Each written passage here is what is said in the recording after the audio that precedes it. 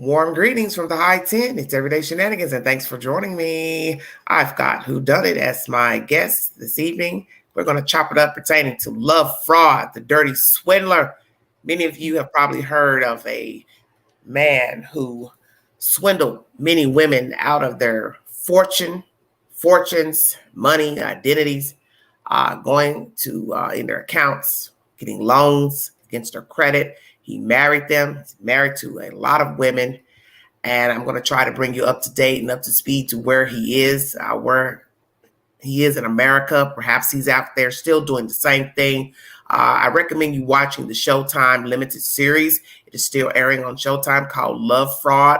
It has a few episodes. It's a very good show. And the second part of this live will be pertaining to settling for a man that doesn't work, has no money, no income, nothing. Is it faux pas to take care of a man? What do you think about that? Who done it?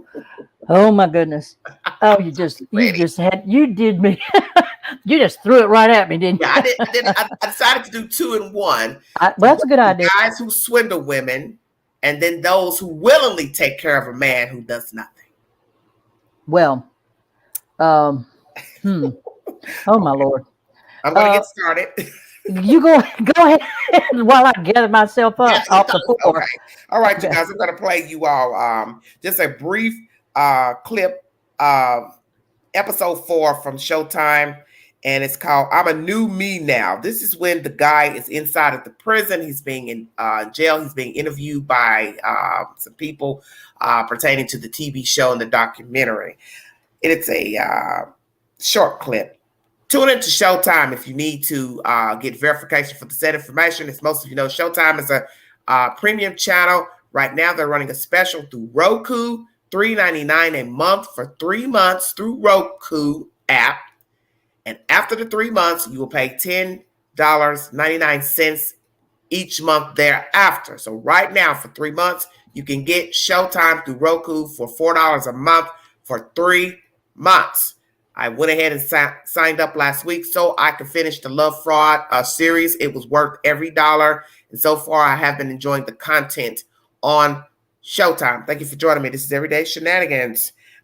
Episode 4, official clip, Love Fraud. Hold on.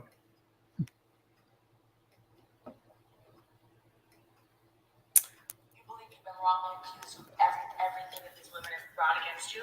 Yeah. So did you hear anything about this boat? About Oscar's boat? I heard that it sunk. Was that blamed for that one too?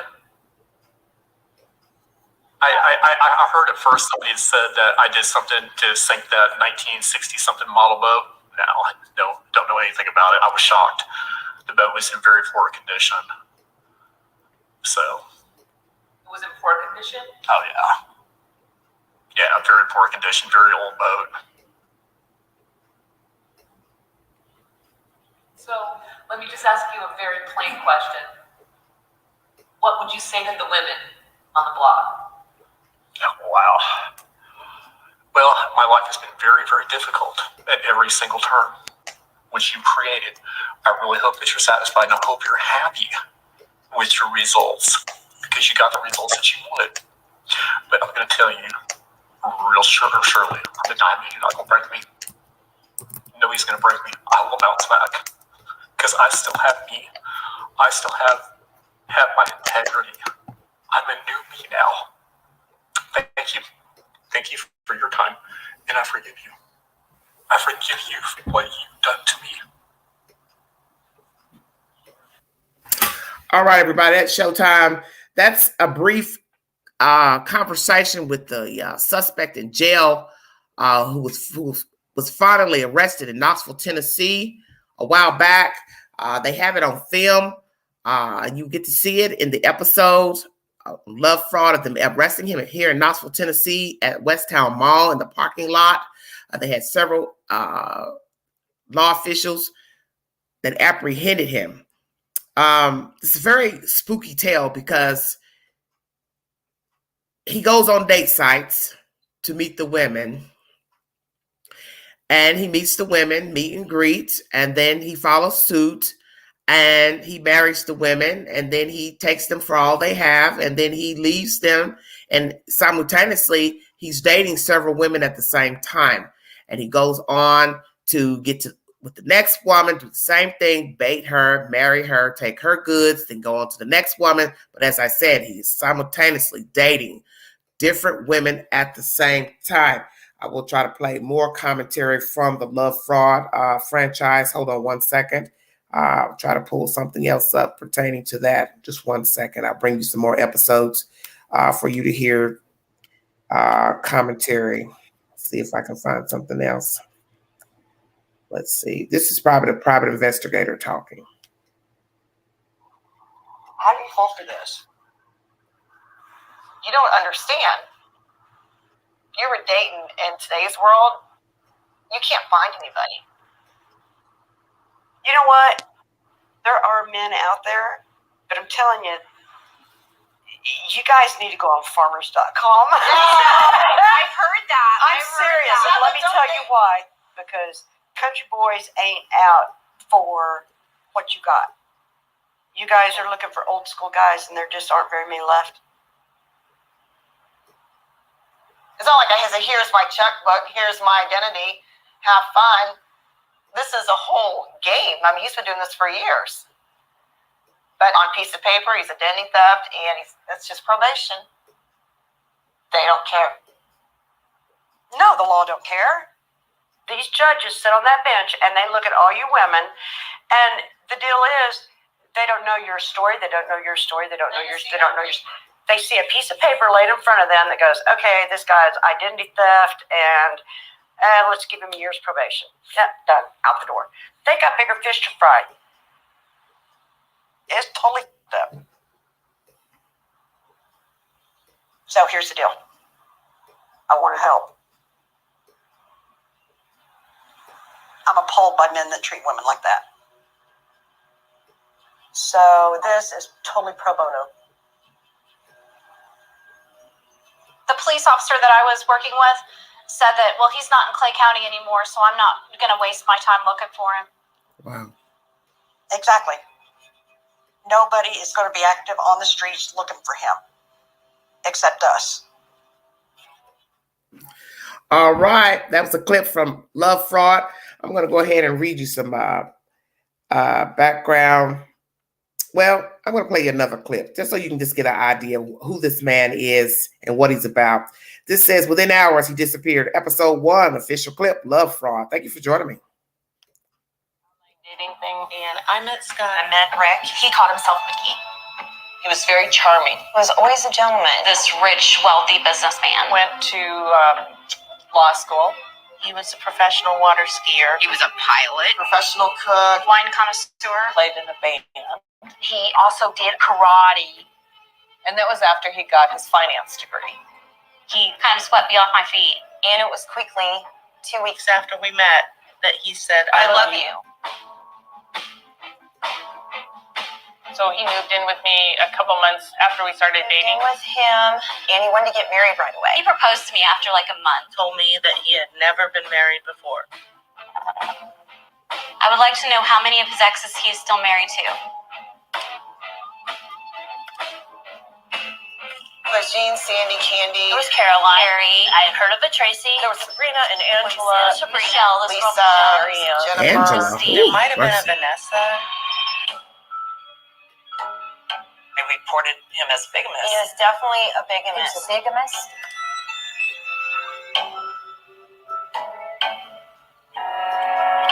He will become a Christian if you're a Christian, an atheist if you're an atheist. He's trying to figure out who has money, who has good credit, and he wants to buy houses and cars together. My name was on the lease. Total about $95,000. More than $100,000. $250,000. I was well in over $700,000 in debt.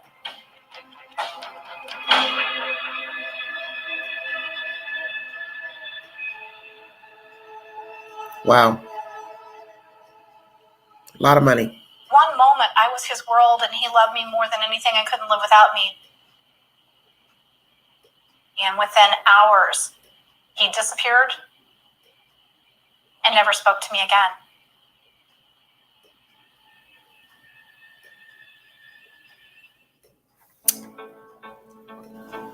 All right, everybody. That's Showtime, Love, Fraud. Let me give you the background. It's a very interesting documentary. If you want to try it out, please, I recommend it on Showtime. It's very scary, very, very scary. Let me unmute our mic. Okay, hold on. Okay. Yeah. Hello. All right. Other than all that, he was a really nice guy, huh? Yeah. Don't you find it strange that all the women that were speaking, all were saying the same thing within a month, within this, mess with your credit. See, a lot of people know who don't have good credit. You can always go get a loan if you've got good credit. So he would do that. He'd go apply for an online loan in your name, borrow against it, your name, and go get a big loan.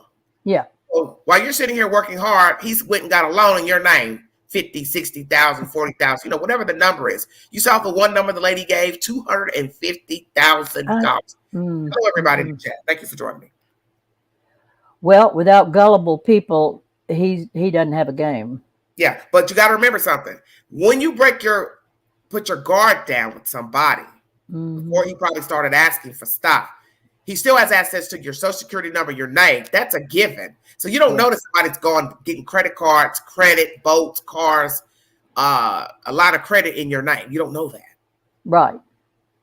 Yeah. So you're out of luck once you start finding out you owe somebody $60,000, $70,000 a bank. Yeah, that's not good news when you hear that. Well, so that's what I'm saying. So he's a confidence game is the one he's running up front. He marries them. He marries them because he knows by law you've got to prove that you didn't put your name on the signature for the loans. He's very smart. He has enough sense to know. He's past the game of begging, getting you to do stuff for him, and he lays around and loaf off eating chocolate, watching Young and the Restless. He knows I'm married to you. If you sue me, you've got to prove how did your name get on the document for the loan. He knows exactly what he's doing. He's putting stuff in your name. So when it comes back, it is you who applied for the loan. Yeah, you're on the hook. You went to the dealer and got the SUV, Mercedes, Toyota, whatever it is. Yeah. Okay, I'm going to read a bio on this. Go ahead. Okay. This 4-part docuseries follows the search for one man, Richard Scott Smith, who over the past 20 years used the internet and his dubious charms to prey upon unsuspecting women looking for love, conning them out of their money and dignity. The story unravels in real time as Smith's victims band together to seek sweet revenge by turning to a bounty hunter when they feel the justice system has failed them. And as I said, you can go into YouTube and get the clips that I've played for you. I'm going to bring you commentary pertaining to this from the producers of the show. Richard Scott Smith is a Caucasian male. I'm going to say this is something that I noticed about him during the jailhouse interview. Richard, I believe, is homosexual, bisexual. That's what I gathered with him talking. His demeanor, his actions, the way he posed himself. I said to myself, the first time I saw that jailhouse interview, I said, this man is gay. This man is gay and or bisexual. It's just a feeling I got with him. You understand what I'm saying? Yeah, absolutely. Got a vibe. Yeah. Yeah. I don't know if he's hiding behind pretending to be a heterosexual or if he likes both, but that's the feeling I got, the way he talked. And if you listen to the way he spoke in this commentary earlier, the way he said I forgive them. Yeah. Yes. Like a woman talking. Yes. I forgive what you did to me. You've ruined my life. Very dramatic. Very queen. Erica Kane. Yeah. You ruined my life. How did I ruin your life because you're in jail? I want my damn money back. Right. I want the money you stole from me. He's a piece of work. Let me go ahead and give you this brief synopsis pertaining to him from the producers. The last information they have. Go ahead, honey. You have something you're going to say? No, I was listening to you. I was just saying, go ahead. You read your synopsis. Do whatever. Okay. Yeah, let me see what I can. Oh, it's not pulling up. Hold on one second. All righty. So it might be a bit winded. Vulture.com is the source of this information. As I said, please go into Showtime to watch all the said episodes. Know that Mr. Scott is a free man to my knowledge, and he's possibly moving around the country looking for a victims, because he likes to simultaneously marry women at the same time. This was uploaded September 21st, 2020, so this is just a little over a year old. The Love Fraud creators have some post-finale Rick Scott Smith updates for you. The 4-part Showtime series Love Fraud is driven by the desire to track down bigamist and con artist Rick Scott Smith and hold him accountable for upending the lives of many, many women. During the finale, which aired Sunday night, that desire was finally satisfied. In the climatic final episode, Smith was apprehended and arrested, a moment captured by filmmakers Rachel Grady and Heidi Ewing on camera as it happened. Grady and Ewing also finally talked to Smith directly, interviewing him in prison as he attempted to explain his behavior and unsuccessfully name all of his previous wives. Grady and Ewing joined Vulture on a conference call to talk about the events in the finale, what Smith has been up to since his brief stint in prison. Hint, his habits do not seem to have changed much, and whether there could be a second season of Love Fraud. I want to actually start at the end. In the final scene, Rick has done 6 months in jail, and he's in a pool with a new woman. That is the ending of that series. How do you track him down again? I assume you had the private investigators working on it, Rachel Grady. We hired new private investigators. He had just gotten out of jail. He went to jail in Iowa. We didn't get into all the details of the case in the series because they're incredibly boring and complicated, but he ended up doing his time in Iowa and then went to a halfway house in Kansas. I knew that because he called me when he got out. Oh, really? RG. Yeah, he really thought that he had me in the palm of his hand. We hired another private investigator to follow him, and he actually followed him on one day only, and that's what he filmed. Have you continued to communicate with him, RG? He called me a couple of times after he got out of jail, and then he disappeared. Do you know whether he has watched the docuseries? Heidi Ewing. Oh, we're hearing things. I think it was in July that I got DM'd on Twitter, a stranger who said, I just saw the trailer for Love Fraud, and my sister's living with this man, and I'm really concerned that I didn't trust him. I thought he was weird, and he's been trying to keep her away from us and wanting to know who she's calling on the phone and controlling the TV and only watching old movies and not allowing her to see us. We knew something was weird. Is he dangerous? I said, yes, I think he's dangerous. He is dangerous. So she communicated with her sister, and her sister watched the trailer and everything and confronted him. He had seen that, and he knew it was coming. He wasn't surprised. He sat with us for 3 hours, and he'd seen some of the promotions. She confronted him, and he had said it was a witch hunt and all that sort of thing. She moved out. So I know that was in July. Then there was another woman that reached out. I think she saw the first episode, and she was in a hotel room with him that morning, and she reached out to the bounty hunter. Yes, he knows it's on. We don't know if he sat and watched it. We don't have any eyewitnesses and say he's watched it, but he's definitely aware that it's on television right now. He's not reached out to us, which is interesting because he could. He knows how to find us. We were expecting to hear from him at some point, but we haven't. So your guess is good as ours, but we don't know that he is still in the Kansas City area. It sounds like he's still trying to have multiple relationships. Okay, this lady replies, absolutely. I think that's pretty much been confirmed. The bounty hunter started getting all these calls from people that have been involved with him, and very, very recently. I don't think his habits have changed at all. I want to ask you about the interview that you did with Rick when he was in prison. My impression from watching was that you had written him a letter and he seemed very willing to talk. How difficult was it to persuade him to do this? RG's response. Not difficult at all. He called me the day he received the letter. I said, great, I'll set it up with the jail. It took a while to set it up with the jail. We were able to figure out all the logistics on that, and we went in and he was ready to give his version. He was ready to go. Heidi, I don't think either of us were that shocked that he welcomed us because it was clear that he was a narcissist. We're not psychologists, but sociopathic narcissistic tendencies were called out most of the time. And to pass up an opportunity to persuade us maybe or defend his record or complain or bitch or cry, it just seemed in line with everything that we've heard about him. It was very hard to get a straight answer out of him. What you see in the series are the straightest answers that we got. And also, we thought it was a good representation of what happened over the 3+ hours of the interview, condensed in those 20 minutes. Was anything surprising about the way he conducted himself or the answers that he gave you? In one way, we had been talking about this person for over a year with as many people as we could find that knew him. So on some level, we really, really knew him well. We knew all the relationships he had. We were quite prepared to talk to him from the perspective. But on the other hand, we had never met anyone like him, so he was completely surprising. When people are lying to your face, it's always destabilizing. It works. You can see why people can just fall for stuff because people usually don't lie repeatedly to your face. So it confuses you. It messes you up. So he was doing that. And what's great about having a co-director is we're there to talk stuff over. Several times we took breaks and we're just like, okay, let's parse this and figure out what he said, because there was a lot of double talk and stuff. I don't know if you were surprised after you asked this very simple, direct question. How many times have you been married and can you name your wives? Which seems like the easiest possible question a person could be asked. Heidi responds, it was pretty epic. RG, we found another wife after. After that conversation?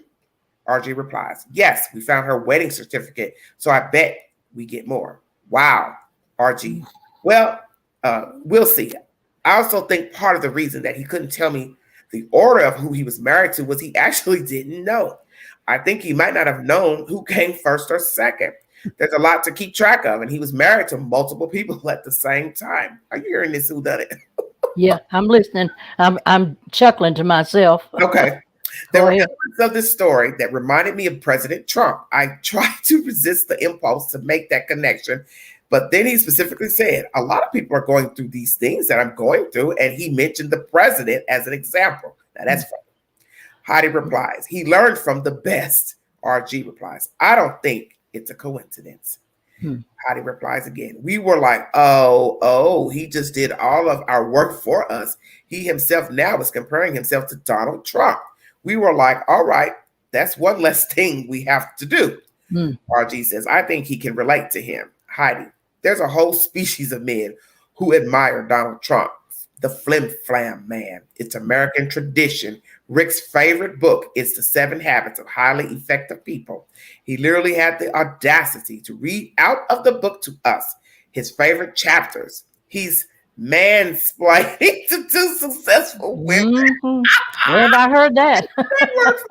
While in prison jumpsuit, how to be successful. He sees no irony here at all. There's a scene in the last episode where you part of the chase that ends with Rick being apprehended in that mall parking lot. Is one of you crouched down in the backseat of the car filming while this is happening? How did that work? RG, yes, I had to do it. It was 2 cars and 2 directors in the backseat of each car. It was very complicated to get into position for that. It took weeks and weeks of trying to figure it out.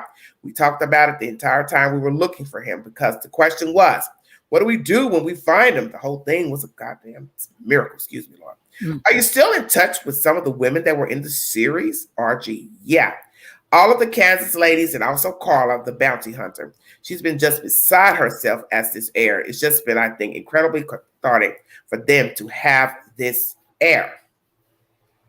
Obviously, these women were determined to find this guy. They felt like their lives had been robbed from them for good reason, but he wasn't in jail for long. Did they feel vindicated or not really? Heidi, most of them say that this has been totally cathartic for them. A lot of people had judged them. A lot of their fathers and brothers-in-laws and brothers had weighed in and said they were stupid to fall for him. So I think how that it's been seen by millions of people, and a lot of other women are coming out and saying, this happened to me. They're getting a lot of positive feedback, and they're being thanked for participating. He did not get the justice he deserved. The justice system isn't capable of giving him the justice this man deserves. These crimes are not taken seriously enough, which I think is a certain subtext of the series, but in a way, the series itself is the justice. Given that he seems to be back to his old habits, have you considered doing a sequel and continuing with the story? RG, that is such a funny question. Heidi, it is a funny question. RG, can you imagine if we kept following this guy and then he would be like, there they are again. He's looking in his rearview mirror, GD it. Just going to effing Wendy's today. Heidi, we feel like we know that the ending is accurate. He's still at it. He was still at it when we finished production. He was still at it when we premiered at Sundance. He was still at it last week. Maybe someone will bring more serious charges. I don't know. But it's one of those things where we weren't like, damn, I really wish we had another 6 months to follow him. We're not satisfied. It was one of those things where you knew you shot the last thing you were going to shoot. RG. But there are other kinds of love frauds. Heidi, yeah, we would do another season on a different story, but not on this guy. Have you heard from other women who have been conned and thought, I wonder if there's a story in that? RG. Oh my God, so many. We have a whole tip sheet that we're keeping now because I get them on Twitter.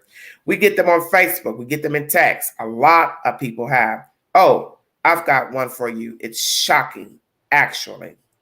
Vulture.com is the source. What do you think so far? I'm pretty appalled. Obviously, he's a megalomaniac. Number Yes, one. I can read. That was very winded, that.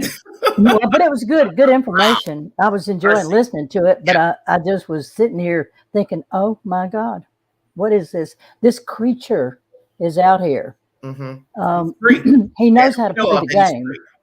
So if anyone wants to Google him, hold on, because I know you all love to Google. He's used many aliases and been married multiple times. Rick Scott Smith is a bigamist and a con artist. He is possibly roaming the streets of America looking for new victims to con out their money and credits. If you see him, hear him. Go to YouTube Q to see his picture in the love fraud trailers. Run like hell. Run like hell. Go ahead, baby. Absolutely. Make tracks for sure. I'm thinking about like the comment that was made. If you're a Christian, he's a Christian. If you're an atheist, he's an atheist. Oh yeah, that's deep. Is that not? That's playing the confidence. But you had to learn that after the fact. That's the crazy part of making that statement. You had to learn that after he's already duped you. Yeah. But he's found a way. Let me back up a second. Women, we've got to get over that Cinderella or Snow White complex. Someday my prince will come. Hello, because if that's the greatest desire of your heart, you are waiting to hear the right things from somebody that's going to make you feel like, okay, this is my moment. My prince has come. Right. So this guy has figured out this is a weakness that women have. If I just become what I believe they're looking for, that's my door. Oh, that's my open door right there, and I'm gonna bust through it. So we've got to get over that kind of thinking. Well, my thing is it's the beginning of the story with a man, such as what my father told me. You want to see what he's about? Yeah. He needs to take you where he stays. So let's do the math here, which is the obvious math and the dividing and subtracting. Where was he living at the time he was bedding all these women simultaneously?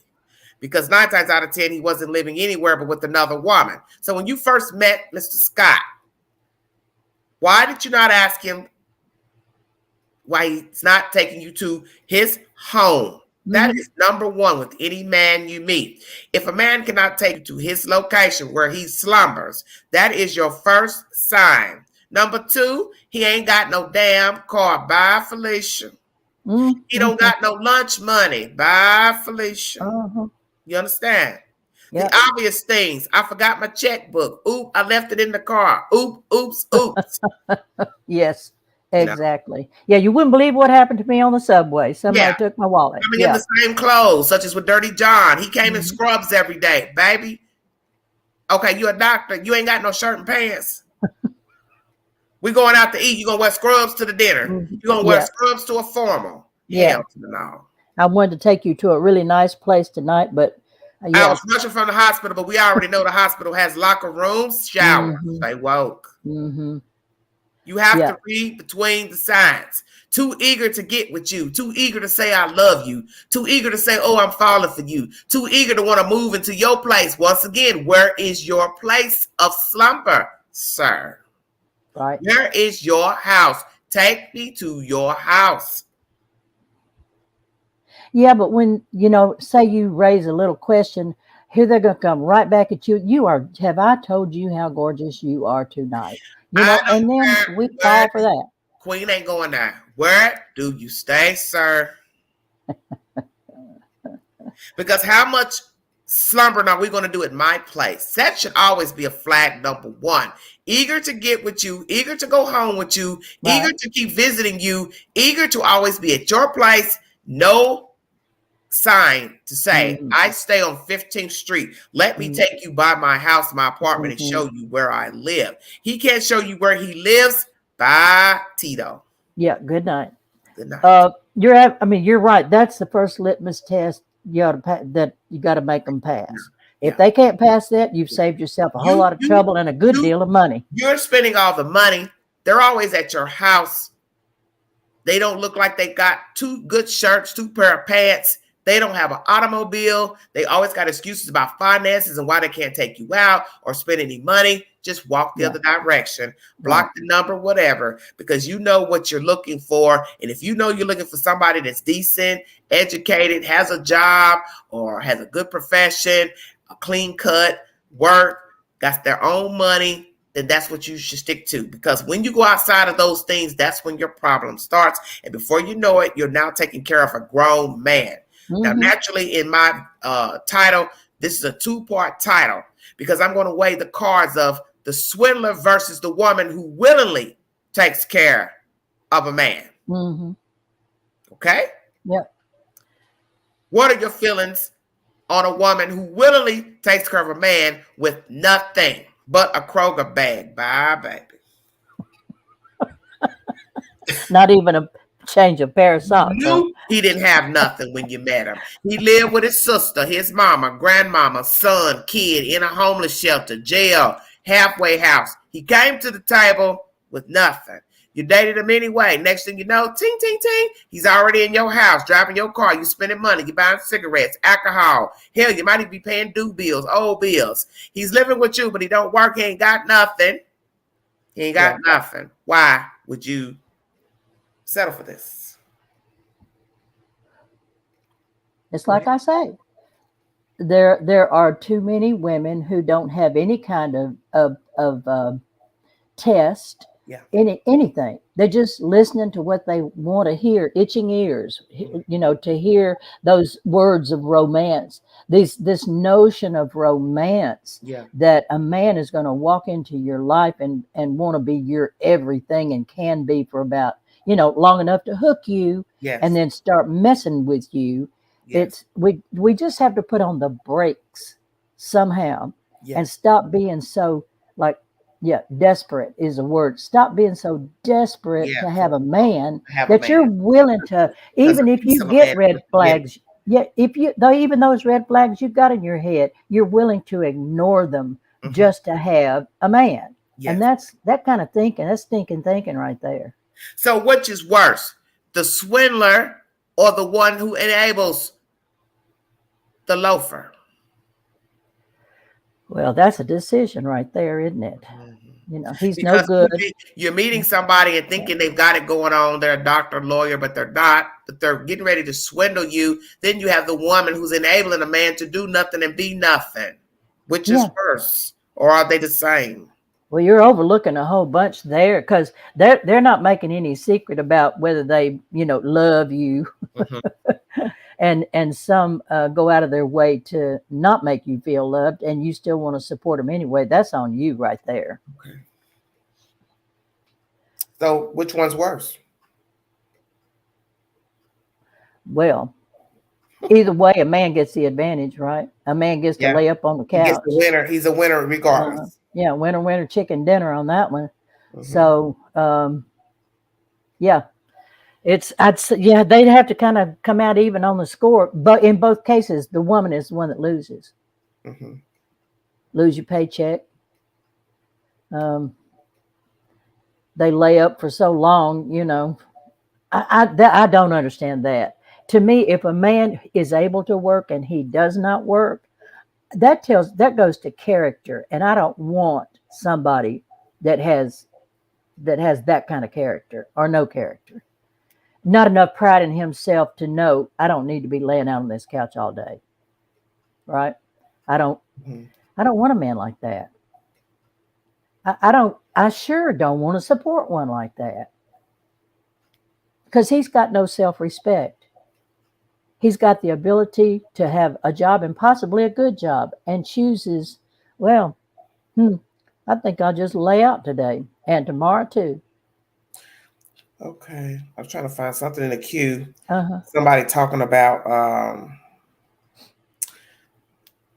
women taking care of men. Let's see. S. Lee's got a good point. The swindler is worse because a woman can't make an informed decision. Man laying up on your couch for a whole week, not intended to go to work, is able to go to work. Well, you can make an informed decision there and say, it's time for you to take your Walmart bag and move on down the road. Right. But if somebody is sweet talking you, telling you everything, misrepresenting himself to you, then you can't make an informed decision. You're basing everything you're thinking on a lie that you're being told every minute of the day. So yeah, you're just gonna get chewed up in the machine, and they move on. That's for sure. Okay. Let me see what this young lady is talking about here. It says, why men don't respect women who provide for them. The value of hypergamy.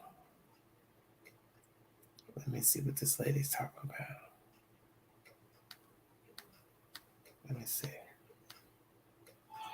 Build a man up mantra. And then you combine that with 50-50 or struggle love. All of those combined together, they create this environment where Black women are expected and are groomed and conditioned and are expected to perpetuate the notion of taking care of a man, and that is acceptable, and that is sustainable, and that is something that should be passed on from one generation to the next.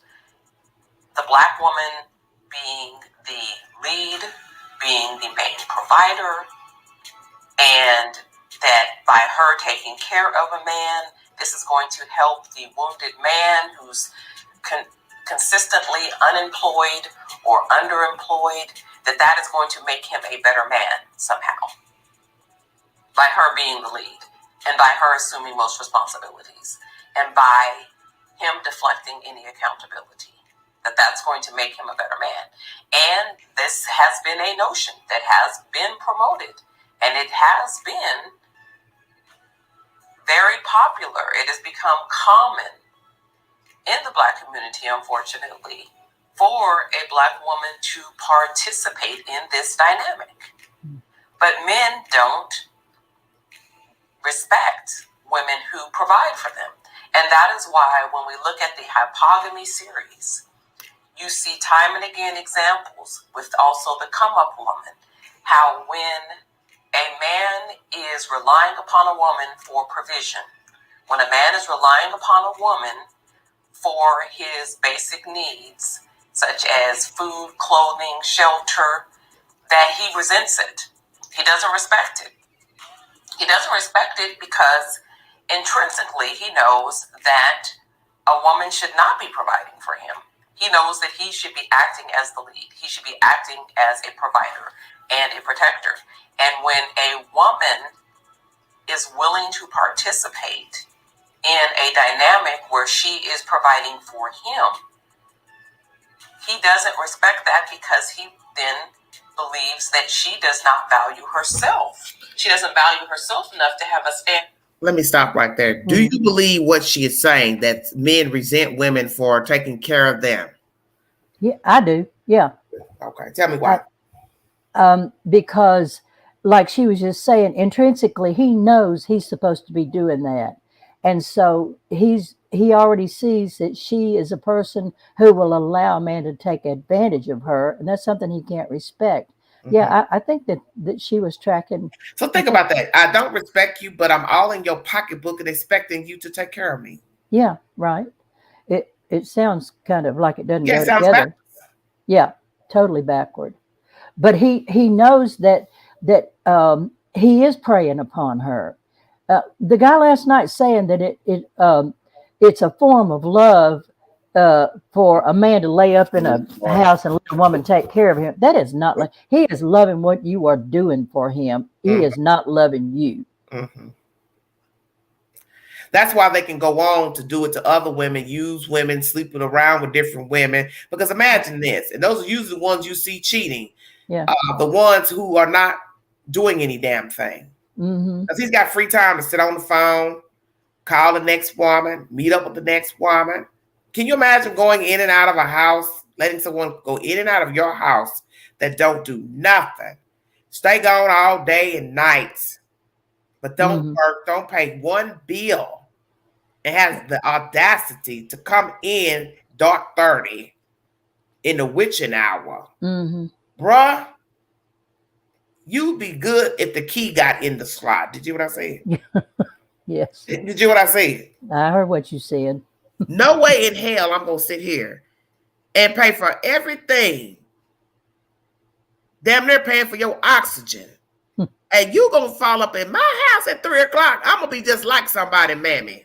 You must got somewhere you want to stay. What you mean? Because, baby, it's 3 a.m. and you don't pay for nothing. I'm not going to do it if you work every day. And you going to come fall up in at 3 a.m. and it's a habit. You coming in and out like it's a revolving door. You understand what I'm saying? Yes, I do. I get. You don't pay for nothing and you coming up in my house. Yeah, I'm going to say it's mine because it's mine. I hear what you're saying, but you're a more independent woman. You don't need like that. Yeah, but I'm saying it can start. You got to still have a start. Well, yes, it can. Yes, you're absolutely right. You got to have a start. So it doesn't matter what I'm thinking right now, saying what I won't tolerate. It's not to say that a person would not do that to me. Yeah, but you're going to act on that quicker and say, you've been here a week and I hadn't seen much, so I'm putting you out. That's how I see. That's why I don't want to live with anybody. That's why I do not want you staying off my dime with my name on anything. I would prefer, quite frankly, that you have something and you say, well, I really like you. I care about you. Would you mind moving in with me? And I'll decide if I want to take that step. But I don't want nothing that's all in mine. And you decide you're going to say, well, I'd like to come stay with you. You know what I'm saying? I just really prefer that the man has everything than them coming to stay with me. Well, there's an aspect of this that I was just thinking about. A man, whether he's weak or strong, will resent a woman emasculating him. And when the woman is paying the bills and playing the role that a man knows he's supposed to be playing, it is emasculating to him to do it. And if you choose to take care of a man like that, you are gonna make him just hate you eventually, if he doesn't already, for making him feel like a child. And that's another aspect of it. It's infantilizing. It's turning him into a child. You are now playing parent-child relationship. And that's, to me, the worst situation to be in, besides just being dogged or abused, period, is to be a parent role to your spouse or lover. I don't want to be your mother or father. That's just who the queen is. And I would hope other women would be the same. I'm very meticulous about how I live. I don't want to pick after you. I do not want to pick up nothing. I do not want to wipe up nothing that you spill. Yeah. Do you understand? Because I feel like you're grown and you should know better. Okay? Right. So I don't want to have to tell a grown person, pick up your socks, please. Yeah. Put your shoes over here in this corner here, please. Please clean up the crumbs you spill. Please clean up. Take the trash out, please. Damn. Yeah. If I want a children, I go make me one. That's easy. You don't have to have somebody living with you to do that. That's what I'm saying. That is the worst thing, is to have somebody scolding you and you are grown. You shouldn't even want somebody to be behind you saying, hang up the towel, put that here. You left the soap out. You didn't put this up. Why the refrigerator door open? Why you left the lights on? Damn, you ain't paying for nothing. You want to leave all the lights on in the room, but you don't pay no light bills. Shut up. Well, I think something that cuts across all cultures is the fact that mothers and their sons, there's something about that relationship. That they do pick up after them. They, they do everything. And that's why a lot of them go out here and they can't be self-sufficient. That's a great topic there. Because mommy took care, did it. You enabled your children, because you got some that enable females too, and they grow up to be trifling women because your mama ain't never taught you nothing. And then you go out here, you can't do nothing, or you still living at home with your parents and your ass is grown. Yeah. Those are the worst parents, because eventually you should say to yourself, I'm tired of looking at my child, looking at my face, and they grown. You need to go out here and get your own. Well, they can't go get their own because you ain't taught them nothing to go get their own. Right. And what you've done is you've raised a son who's looking for a mommy, not a wife, not a woman, not an equal, but a mommy, somebody take care of them the rest of their life. They have been, I fault women for doing that to their sons. Yes. And I recognize that's a special relationship. Okay, wonderful. But you're not helping. That is not loving them enough. You're scarring your children. That's why children become messy adults, because of the things they learn from birth, from even in the womb. Yeah. Cater. So you've been catered from birth. You've been catered to 6. You're now catered to 12. You're now 18 catered. You are not about to do nothing after 18. Right. Well, and what that creates is, because mama just loved every little thing you ever did and every little thing you ever said, it gives you this sense of when in a partnership, when the woman says, hey, I think I'd like you to at least take the trash out. Oh, you're nagging me. Yeah. Because mommy never asked you to take the trash out. Well, you're not going to stay up. You're not going to be with me and just let the trash just sit there. I don't think that's my job, to take out the trash, because guess what? I've been taking out the trash before you came here. So now you're a newcomer, a live-in guest. So please fold that plastic bag up and tie it up and take it to the dumpster. Do you mind? You brought it all in. The least they can do is take it all out. Exactly. So. But just imagine enabling your children. They go out here into the world. They have nothing to offer another adult or themselves, because they haven't done anything for themselves. And one thing we have heard, that if you meet a man who is still living at home with his mother at the age of 30, run like hell. Right, because he's going to be living with you till he's 60. Yeah. So, And can you imagine meeting a grown man, 30 years old, God forbid, he had no job. Let's just say he did have a job. And then you all get to talking and liking and going on your little dates. And next thing you know, you say, well, are you going to invite me over? Well, I live with my mama. I live with my parents. You know how embarrassing that is, to take a grown woman in a house that don't belong to you. Who wants to step over somebody, mama and daddy, walking around in their drawers and robe? No, thank you. I don't want to do it if it's your sister's house, your child's house, your cousin's house. That's just something, to me, just undignified, having to go into somebody else's house to meet a man. Right.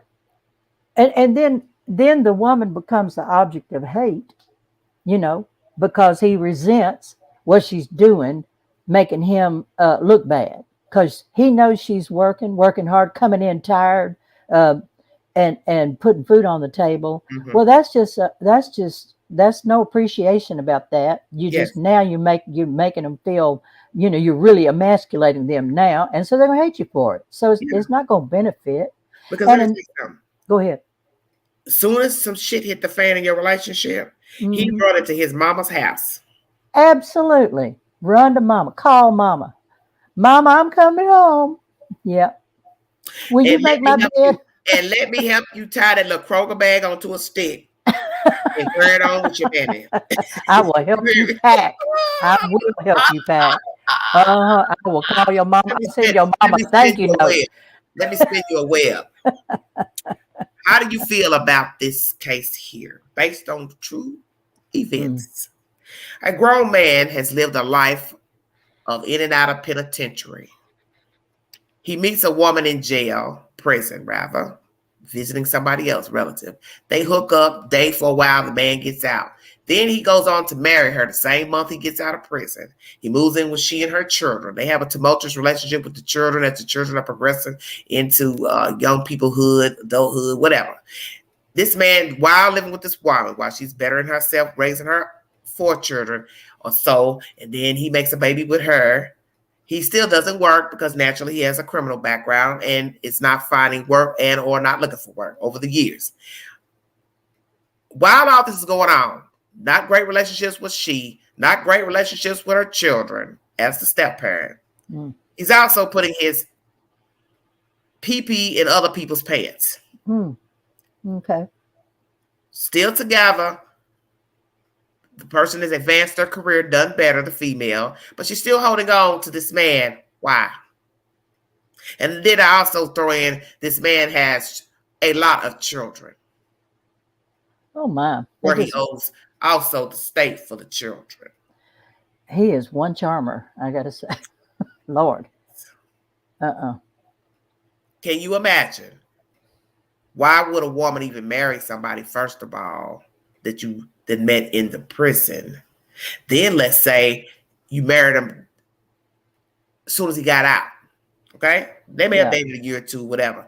But you took him to your house, which was a dangerous thing because, one, you have children. And your children needed time to adjust to this person. They may have heard about him, but they didn't get to be with him, around him, interact. So I felt like that was mistake number one, was bringing somebody home straight from prison and marrying them the same month. I feel like that was just foul to me. That's my opinion. That's foolish. That is very foolish. Even though you may have dated him a year or two, or however the time was, I don't have the accurate time, but I would have never moved him in with my kids right straight out the gate.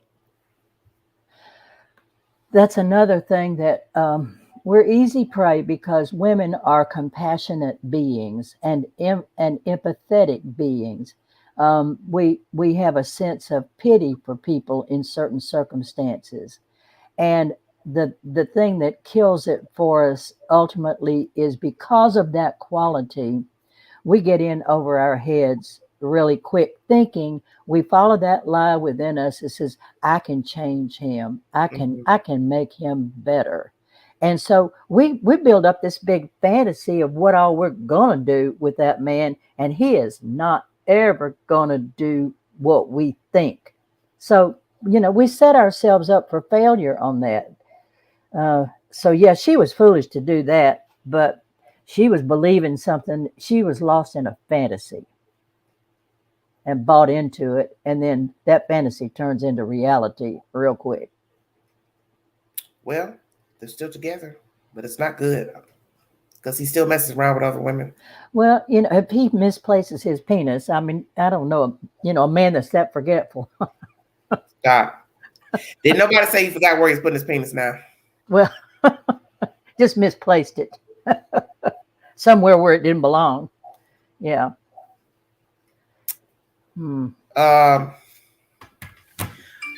But she carried this person years. You got to think of the years he didn't work. Yeah. He finally got work. Yeah. That got messed up recently because he ended up going to jail. Okay. Right. Gotcha. Following you. Non-payment of child support. So then come out, get another job. But naturally, all those funds are going to the state. So what kind of life do you have for yourself, your children? Your children are about grown now. And why stay? This is what I always wondered about. Why would you settle? That's one thing I was trying to figure out. Why would you settle? Yeah. I mean, don't you think any more of yourself than that? That's what my question is. Yeah, because you've come a long way. You've advanced in your career. But the one part of your life you didn't advance in was the dealing with the man who has not made it himself. Yeah. He's not advanced with you. You've advanced, but he hasn't. So he's still behind you. It's really as if he was when he first got out of penitentiary. Exactly. Yeah. Well, yeah, you already started out ahead of him. And you going to stop now and let him catch up with you? Ain't going to happen. He will always be behind. And so imagine going to the next woman. Let's say this relationship finally ends. Somebody throws in the towel. He will do the same thing with the next one. Go get an innocent woman. She got a good paying job, nice home, blah, blah, blah. He moves in carrying no weight because all his money has to go out to the state. So imagine you're still now, new relationship. This woman now has to go back to do what the other one was doing. Right. I just don't see why anybody wants to carry a man. I don't care that you have a criminal record. You can't find work. There are a lot of places you go find work. You have to get up and go make a way because we already know that many jobs now do hire felons, so it's no excuse. But see, his problem is he got too many due bills. Mm-hmm. So I really want a man, one, with a lot of children, two, old for the children. I'm never going to have a life with this person. You understand? It will never be a full life because he can't do nothing for me. Right. That's the painfully obvious. What's he going to do for you? How can you pay basic bills if all your money's owed out? Yeah. That's a tiresome piece of work right there. That wears out real quick. Now, like you say, this other couple, they somehow or other, even though it's tumultuous and he can't remember where he put his penis or left his penis, that somehow or other it's working out. But at what cost? It's not working out. Trust and who's right? I don't say it's working out because I see misery in that. That's the point. Neither one will tell the other one, it's over now. Treated me so bad. It's over now. See, Dr. Phil says it best. Why are you waiting for somebody to make a decision about your life? Right. I would be singing, I'm leaving on a jet plane. I'll be out of there. I would not do that. Neither one could be happy because how happy can you be to keep cheating? You don't have all the things you need in life. One, you're not applying yourself. The wife is just settling with you. You all have had too many problems in the marriage with her children. You not been able to hold your weight, this and that. You putting your pee-pee in other folks' pants. Damn, why don't one of you just say, hey, this ain't working out. Thank you for everything you've done for me, Miss Lady, but I got to go because I just cannot be monogamous to you. Yeah. So it's besides just a man with a bunch of kids, can't be faithful. He also owes money. So you've got like a bam, bam, bam, bam, six situation with a person that can't do nothing for you. Right. All he can do is give you some ding ding, ride around with you like a little kid in the car. Like, come on, baby, we're going to the Walmarts to go shopping. You sitting there hauling around a 50-something-year-old grown-ass man like he a toddler. Yeah. And that's another thing I want to say in this chat. The pet peeve of the queen. I cannot stand to see a man driving a woman's car or she toting him around. And I'm not saying I ain't never done it, but it's not a good look. No, something wrong with that picture. Yeah. It's a difference if I come pick you up and you got your own car.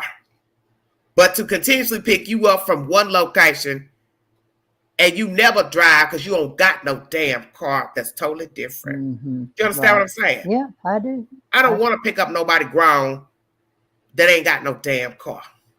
And I remember seeing that growing up as a young woman. Men didn't have their lives together, still living at home with their damn mammies, and then he ain't got a damn car. So when it's time to go eat, you picking them up. When it's time to go get some good, you picking them up, taking them back to your place. When it's time to go to the picture show, you got to pick them up. He need to ride to Pookie house, Ray Ray house. You got to pick them up. Hell no. Your ass better ride the bus. Right. And okay, so that's the second box you need to check. Have you seen where he slumbers? And did you have to drive him if he would show you? And so he doesn't have a car and he doesn't have a place that you've seen that he stays at. So check that box real early if you can. Pay attention. It's sickening. It's sickening because it's so, to me, it's demeaning to the spirit. To one, like I said, to be with somebody who is not self-sufficient and he's a man. He is not carrying his weight. He's not making no attempt to carry his weight. And then you're riding him around like he's in a fucking car booster seat. Man, come on. Because I can tell you something about that show for the grown person around. If it's to the point your man ain't got no damn car, I won't tell you like this. I'll get in the back seat. Yeah, ride with the kids back there. I'll buy you an ice cream. You already a cab driver. Ride them around. Uber. So put them in the back seat. Do it official. Ain't your Uber. Just put them in the back seat. Hell, put them in the trunk. Even better. Just put him out. How about this? I know of this case. I think it happened to a friend of mine, an acquaintance of mine, I should say. Okay, a man marries. They're deeply in love. She's a good woman. He's a good man at the beginning. He's in law school. So she works to help support him while he's in law school. That sounds like Betty Broderick. He decides after law school he wants to go to medical school now. Now, where you bringing that true story in this chat? I'm making it up. I promise. I said this is a true story. I said this sounds like Betty Broderick. Oh well, and maybe it is. I thought this. Well, you know I'm old. Betty Broderick, and she kills him a year. No. Yeah, it doesn't end that way. No, it doesn't end that way. Okay. So she's with him through now medical school. Okay. Years of education, and that woman has stuck by him and, brought home basically the bacon while he was getting his degrees. And it does, it takes time. He gets out of medical school, is a doctor now, as a fine surgeon, well respected in the community. And he decides he don't want to be with her anymore. So, I mean, you don't have to be a low-life criminal to do these kinds of things to women. That's like a high class ripoff right there. But look at all the years he took away from her. She couldn't have children right away because, well, he's in school. We can't afford a child right now. So by the time he goes through all this and becomes this great surgeon and becomes established in the community, well respected, she's out the door now because he don't need her anymore. He found this cute little 22-year-old that just turns his head. So that's an unconscionable act as far as I'm concerned. That's not love. That ain't love at all. But supposedly it was love on her part, but took advantage of her. She supported him. So what are you saying? Did he never love the woman? I'm saying he may have in the beginning. They might have been just really happy as could be, but somewhere along the line, some true character came out. He just used her then. So she was supporting him. He wasn't laying on the couch. He showed promise, right? So whether you're on the couch or in school, you can still take advantage of a woman. Well, that's really what I'm sure how Betty Broderick felt. First, it was med school. Then he damn near was done with that. Then he decided to start law school. At this time, they're making children. She's a school teacher. They're working off a school teacher's salary on the East Coast. It's hard times. Then he finally graduates from law school. They go to the West Coast. He becomes a prominent attorney. They're riding up the scale of life, but something's going amiss in the marriage. I don't know what happened, did not happen. But the point is, eventually he ends up in a double murder because she could not move on when the man decided to start having an affair with a woman in the office, and then he ended up marrying her. Well, it sounds like maybe he might have got his idea from that story, like, hey, I could do that too.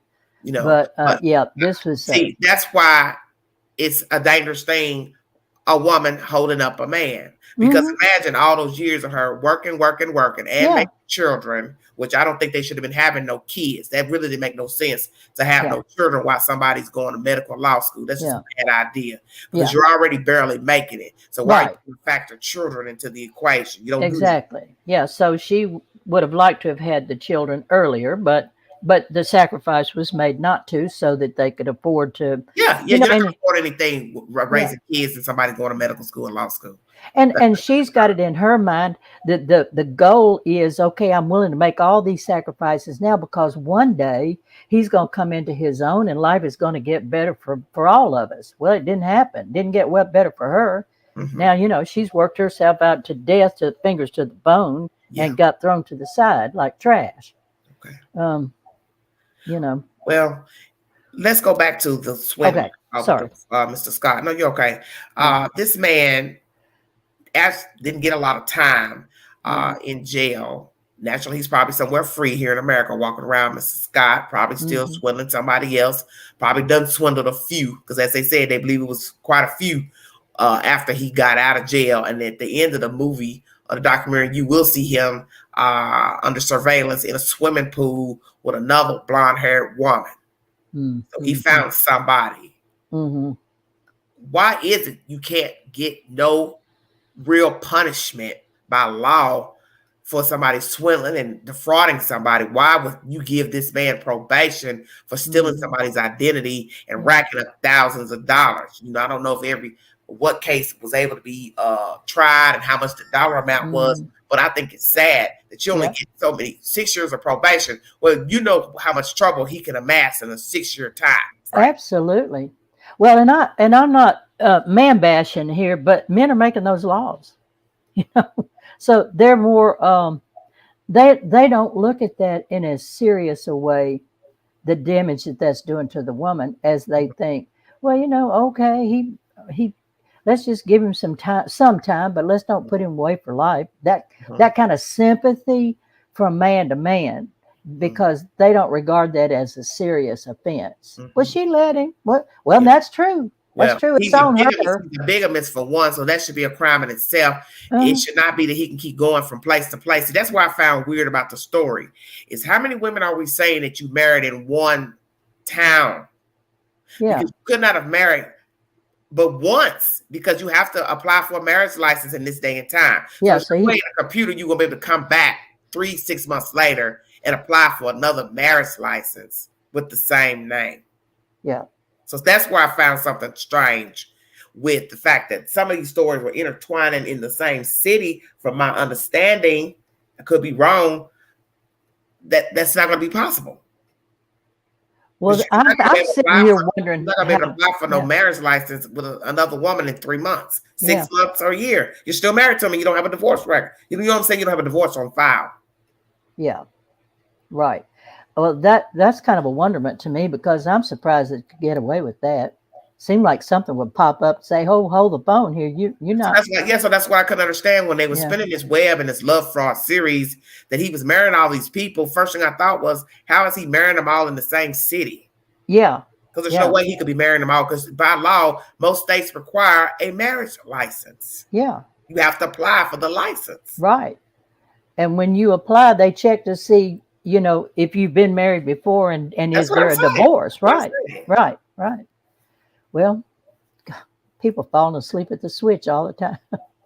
I mean, it's like, I'm telling you what's going to end up happening to this man. He's going to end up dead, because he's going to get the right one. Yeah, he's heading toward the saying is the wrong one. No, he's going to get the right one. Yeah. Down like a rabid dog. Yeah. You're going to go check the credit, see that somebody took a loan out, realize he's the one that did it. They're going to come home, and he's going to be walking around the house, fumbling and, oh, honey, poop, poop, poop, poop, poop, poop, and lay his hands down. That's what he's asking for, is to be laying face down, because somebody's going to lose their mind once they see that their whole life savings is gone. I've seen this case and other cases of one woman, very high professional lady, in one of these documentaries, where she got hoodwinked out some mad money. And in my mind, I'm thinking, this has to be a terrible feeling to see somebody has used your identity and took a line of credit out, and now you owe all this damn money to the bank, that somebody went and used your damn ID and use your information, apply for online loans. Exactly. That's dangerous to let somebody apply for a damn loan online. I think you should be able to go into a bank and do that, not online. I agree with you completely, because that's a whole lot. It opens up the door for lots of people to get swindled. You don't even have to know this man for him to take everything you got. Exactly. So yeah, he doesn't have to sweet talk you a bit, and that's just scary. Yeah, it is. Yeah. To meet somebody, think they like you, interested in you. They move in with you, however it goes, and then shortly you start seeing signs of them being evasive. They're not home often. Then you start getting things in the mail or getting notifications in your email, whatever, however it goes. And then you start realizing, wow, I'm having some problems with my credit. And then you start, because eventually it's going to come back around to you. It starts in, they start playing on that sympathy. We are suckers for a sad story, just suckers. I shudder to think of how gullible, how so many women are being played. Yeah, like because see, you can be played and he ain't stealing your identity. It could just be I ain't got this. I ain't got that. Yeah, I'm going through this right here. Yeah, I'm going through a stretch. This. I ain't got no money for this. We go out, I ain't got this. I've seen that before, been there before. Yeah. They didn't carry their weight. And I eventually got myself out of the situation because, one, I felt like I'm not getting ready to take care of nobody grown. Yeah. There's nothing wrong if I want to do something nice for you. But really, to me, there's just a point where there's certain things I should not be doing for you. Well, first I really shouldn't even be offering basic necessities for you. You should want basic things such as deodorant, toothbrush, underwear, socks, shoes. No woman should be offering to buy a grown-ass man underwear, socks. That's just stuff you should already want to have anyway. Yeah. And first of all, why are we moving in with me? Why are we not moving in with you? That's what I said. Yeah. He don't got nowhere to stay. Mm-hmm. So that should be sign number one. You all are dating. He cannot take you to his house or apartment. Flag number one. Mm-hmm. He caught a cab to your house. Flag number two, he light in the pocketbook. Always. Yeah. He's short. He this, he that. Okay. So common sense should tell you if you start dating somebody, if they start coming up short to where they can't take you on no date, you already know you can't move them in your house.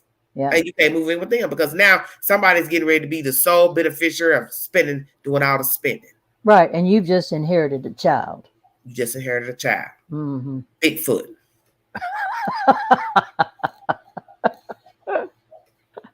Well, literally.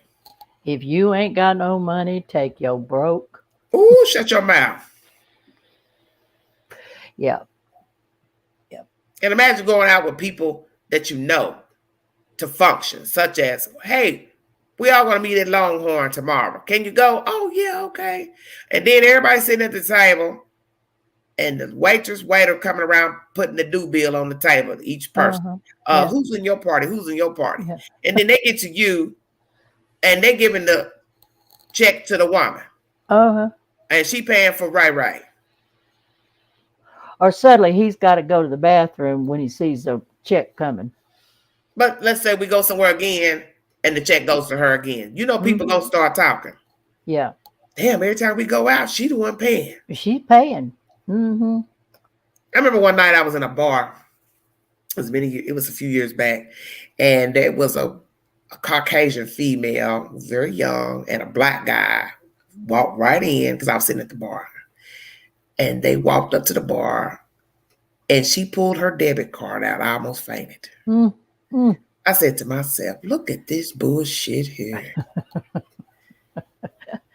This young white girl is pulling out her debit card. Mm-hmm.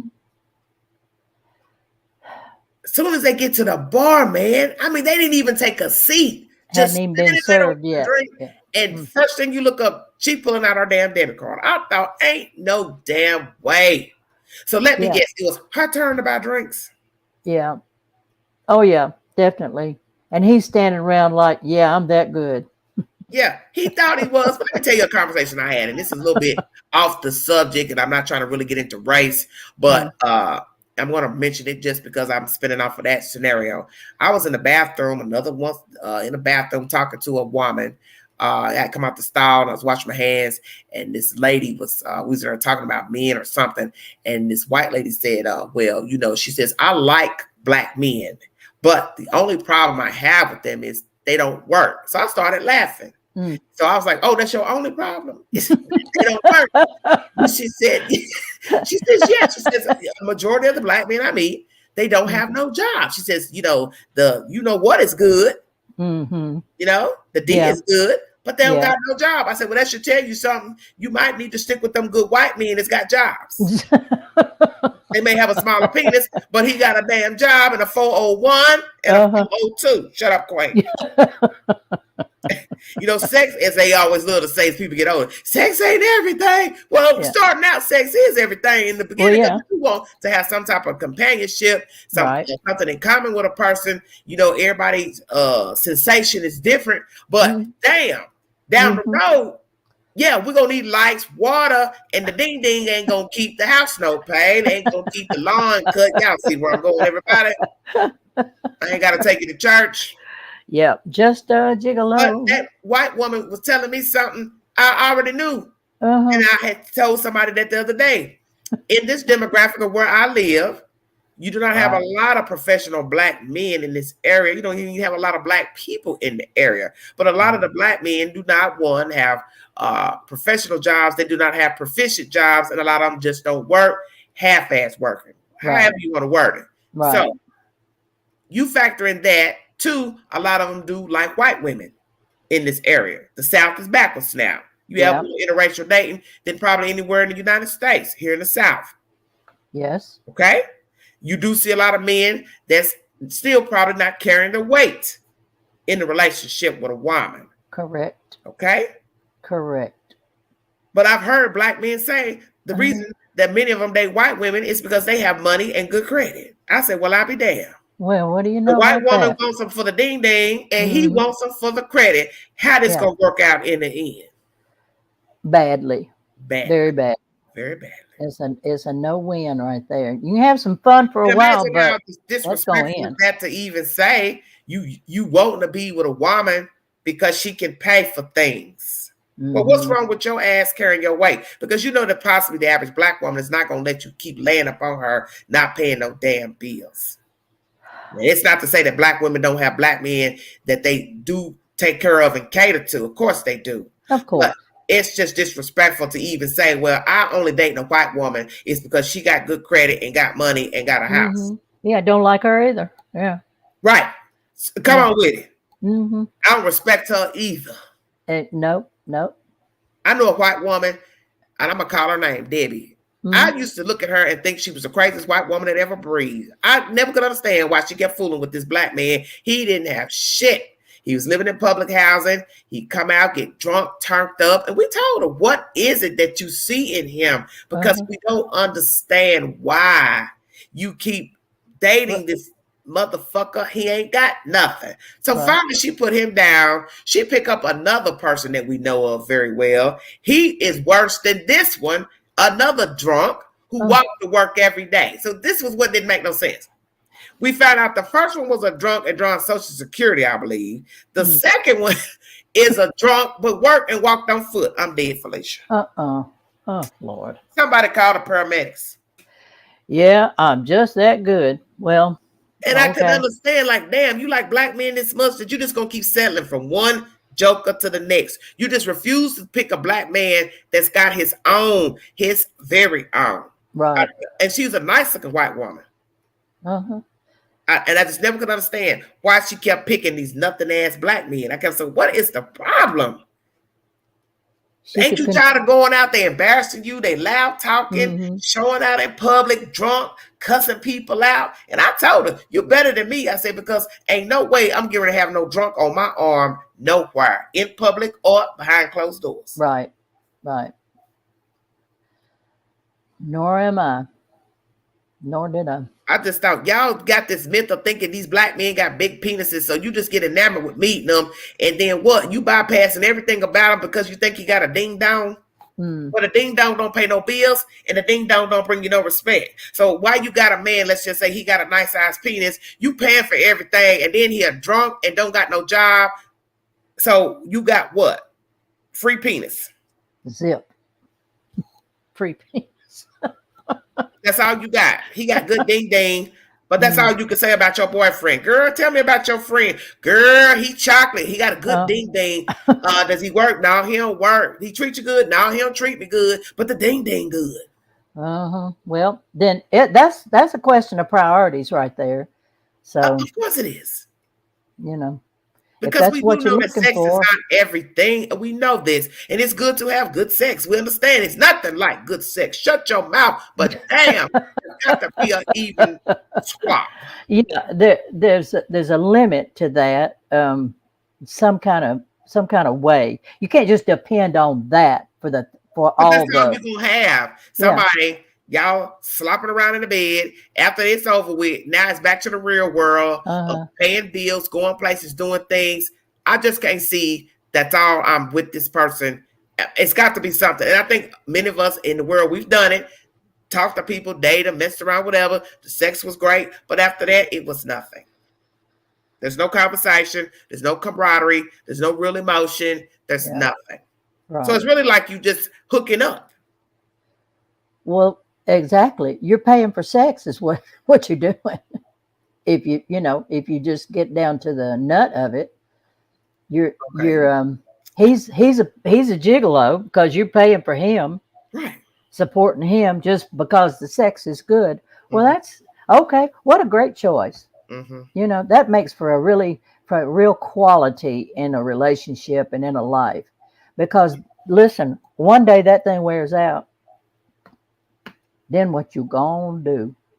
Well, you gonna be somewhere trying to go to the loan company. That's what you're gonna be doing.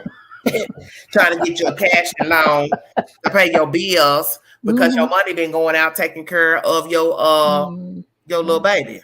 Right. I don't understand. I don't understand. I wish I did. See, the swindler comes in many ways. The swindler can come in just looking for a vulnerable woman, and then you have the love fraud swindler who's out here deliberately looking for women to swindle out their check-in, 401, and that type of business. So see, it's two types of swindlers. Yeah. Yes. They can come and steal your but emotions I don't want too. either one. No. I don't want the love fraud, and I don't want to be taken care of no man. No. Just doing me. What are you talking about?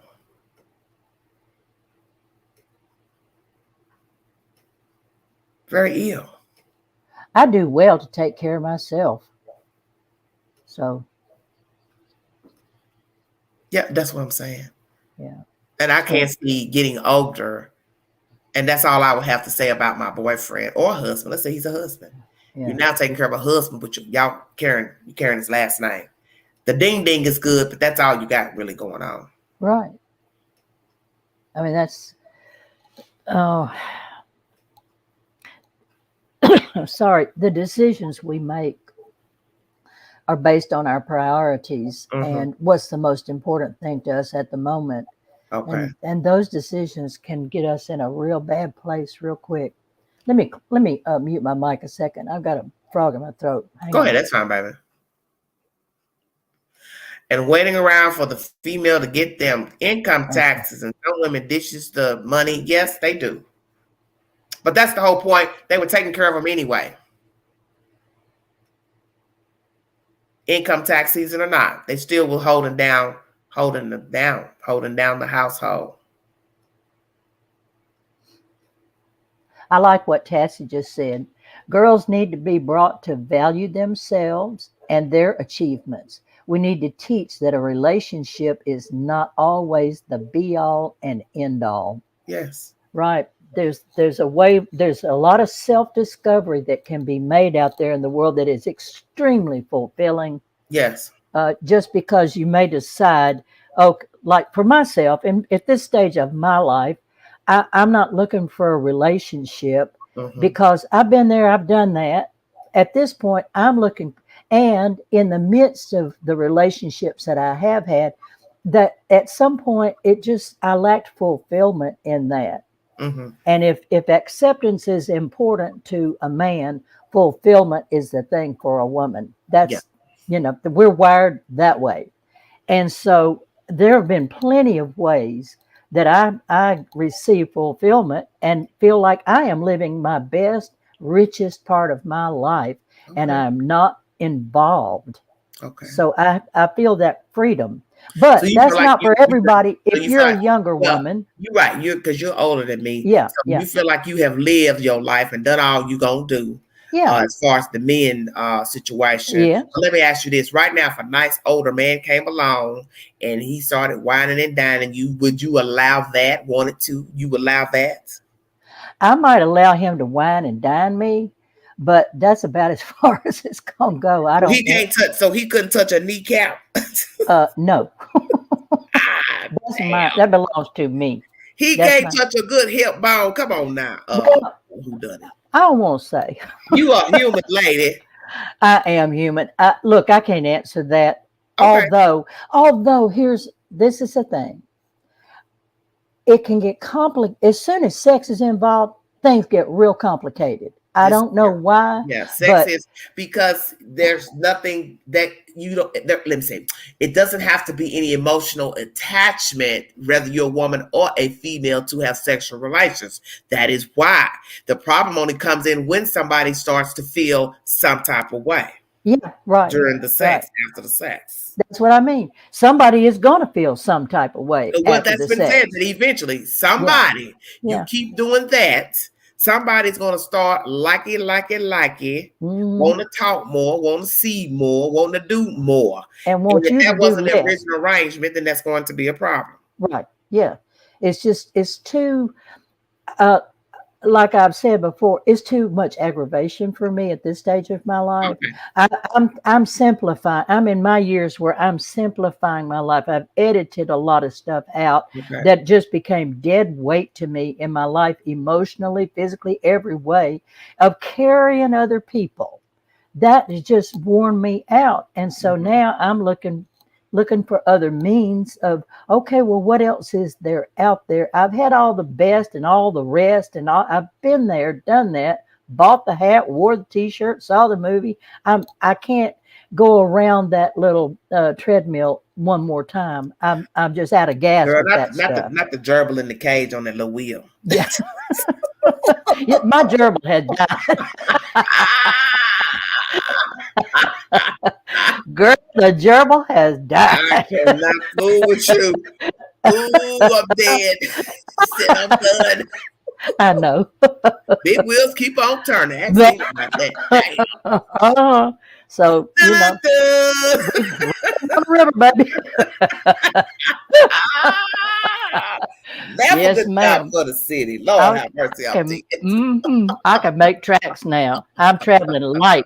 I done offloaded a Hey, bunch of stuff, and let me tell you something. I mhm. understand because, as I said, my patience Yeah, is getting shorter and shorter. I'm you tired. I'm tired of the foolishness. I'm mm, tired of the games. game. You get so old. You Yeah. just keep talking, trying to make it be something that it's not. Keep going back in, and it's to Hmm. the point where I'm telling you, big girl can't swim. So at some point, I need to just stay away from the water. How about that? I hear you. You Right. understand? Exactly. Yeah. And you will do that and Mhm. find yourself getting high and dry.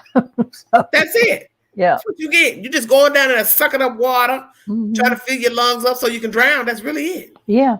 So, all that and then you die. So it's more liberating. I don't mean to paint a picture of um not open to things, Mhm. but it would take something really, really powerfully special and Okay. out of this deadgum world to turn my head again. Okay. So Okay. Let me go back and see what else. Let's see. I'm gonna play a little more of this commentary. okay, See go what ahead. you're saying. All It's right. a black woman talking. That says that I am not going to be taking care of a grown man. So by a woman not expecting and not enforcing hypergamy, fortunately, he is taking his cue from her. So he is not operating in a character-driven or integrity-driven mode. So he is not automatically having respect for her. He is not automatically valuing her. He's valuing her based upon what value she has for herself. So as women, I think we're unique because now as Sorry you can about see, that. we are in a They had the little commercial right there. I didn't know how long Mm, that's gonna go. Hold on 1 second, you guys. go ahead. conditioned to struggle, conditioned to mule, conditioned to cape, and the man will exploit that. A man who wants to rest in hypogamy and be taken care of because he knows that Black women have historically been conditioned to believe that taking care of a man is a honorable thing, that this is a reasonable notion. But the man ultimately is not going to respect that. And that is why when you look at celebrity couples, when you look at successful women, you will see that even though this Black woman has taken care of this man for years and years upon end, in some cases decades, he still doesn't ultimately respect her. So he will be disrespectful to her. He will be disingenuous to her. He will, in many cases, he will then choose a woman where he can exert more masculinity and be the lead. But he will conversely be using the money of his wife or his girlfriend to provide the means to be able to feel like the lead with another woman. Wow. Mm-hmm. And this has played out time and time again, this dynamic. Because again, a man will not respect it. He'll exploit it. He will exploit a woman taking care of him. He will exploit a woman being his provider. But he will not respect her because of it. He will not respect her based upon her providing the provision for him. And that is why it's so important as Black women that we engage in hypergamy, because hypogamy does not work for us. It does not work. I never heard this word before. But it certainly hasn't worked out for Black women. Use these big words. Another word to look up. To engage in taking care of grown men, to be the lead, to be the head. It hasn't worked out for us. And we have seen examples, whether it's in the examples of people that we know personally, whether it is in examples of women that are wealthy, that are very successful, that are in the public spotlight. We have seen the examples of, even though she held a brother down, and even though she built a man up. And this could extend to men of any race, because there is a mentality that exists in some men, regardless of the race or ethnicity, that will want to exploit a woman. Mm-hmm. But what's important is that a Black woman not participate and engage in this dynamic.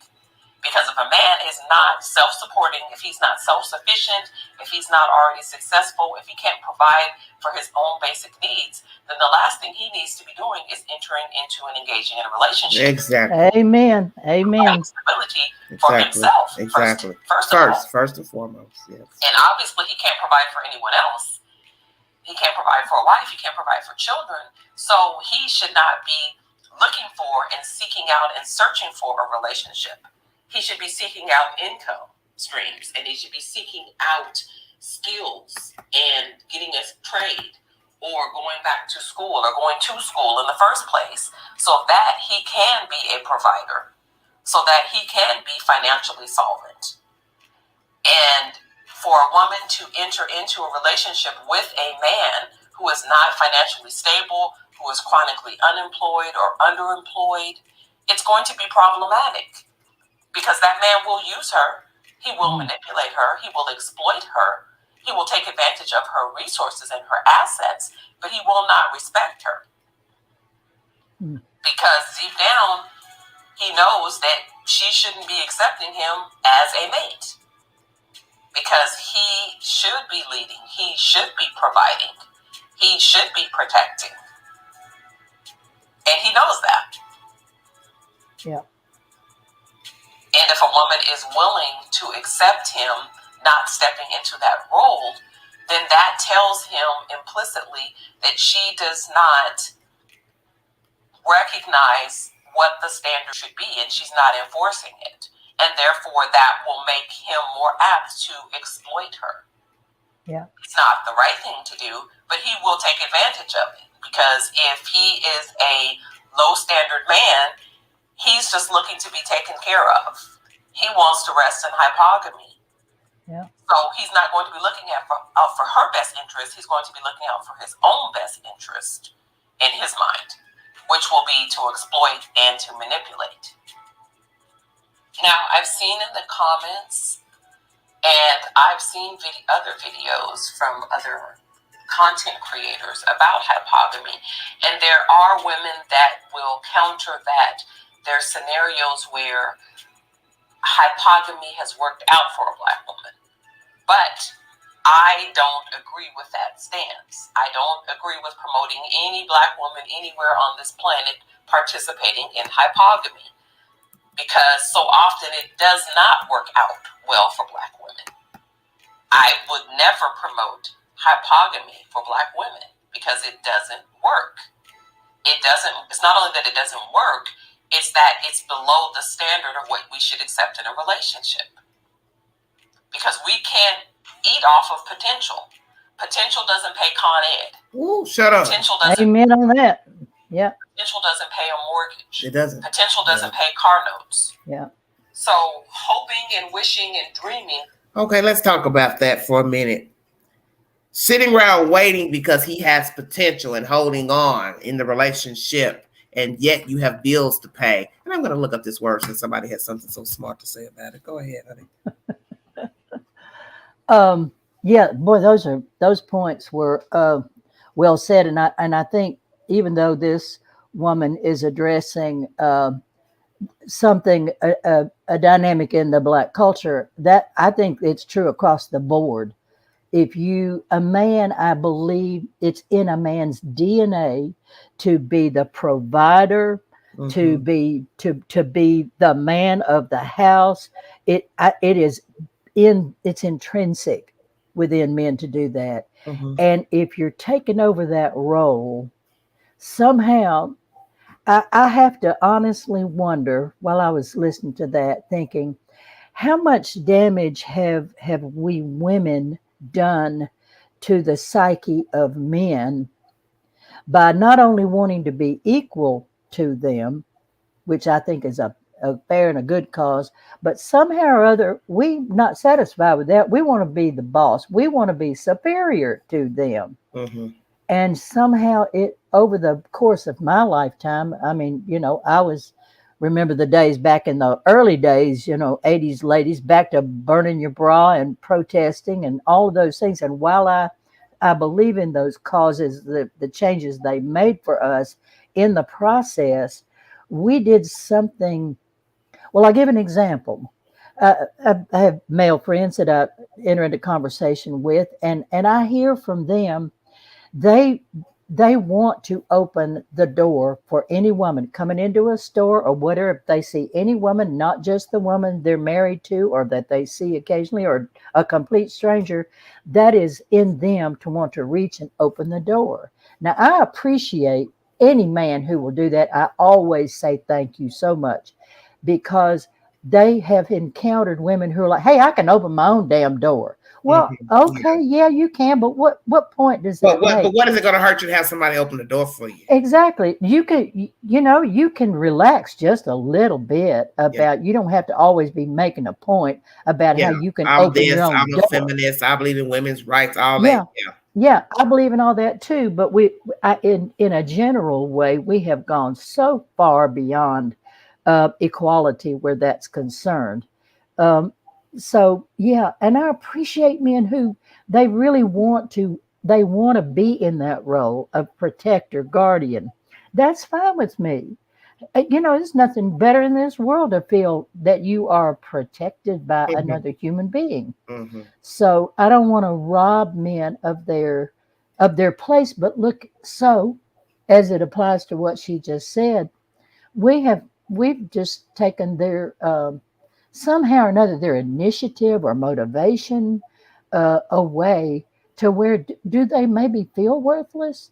Do they feel like they can no longer contribute? I'm just asking questions. I don't know the answer to these things. I guess it depends on the male. Yeah, how much do cultural influences, social influences affect how have produced this kind of behavior? Okay. I'm going to read this word off that she's been mentioning in this commentary, hypergamy. It's hypergamy. What is feminine hypergamy? Hypergamy, the tendency of women to try to marry up, was in part of natural response to this dependency. Marriage was the only way a woman determined her status in life. These realities led many observers to surmise that the gender revolution that began in the mid-20th century would bring about the end of hypergamy. So this was January 29, 2020. So it's the tendency of women to try to marry up was in part a natural response to this dependency. I don't know what I was thinking it was. Okay. Can a man be hypergamous? Male hypergamy is one of the signals a man can send about his social status. His social and economic stock increases exponentially with an advantageous marriage based on love, respect, and capability to a wife of a prosperous family. Okay, what is being hypergamous? Marriage into an equal or higher caste or social group. So what she was saying in here is that she feel like Black women shouldn't. Don't buy into that. Hypergamy. I guess I was thinking something else. Yeah. Well, let me see. What is hypergamous and hypogamous marriage? Oh, Lord, here we go. Yeah. Marriage customs in which the partners are of different social statuses. See, anisogamy or nasogamy, I don't know. In hypergamy, the woman is typically of lower social status than the man. Okay. The hypogamy is the opposite. Yeah. Isogamy designates marriage between social equals. Okay. So she's talking about why she felt like a black woman shouldn't be in the hypergamy. So that is the woman that's typically of a lower social status. So that's what she's saying. She don't feel like a black woman should enter in as being the woman of the lower status. So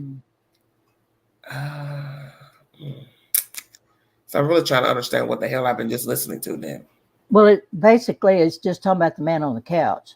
What she's defining that sort of relationship and why women should not at any cost buy into that to allow that to be.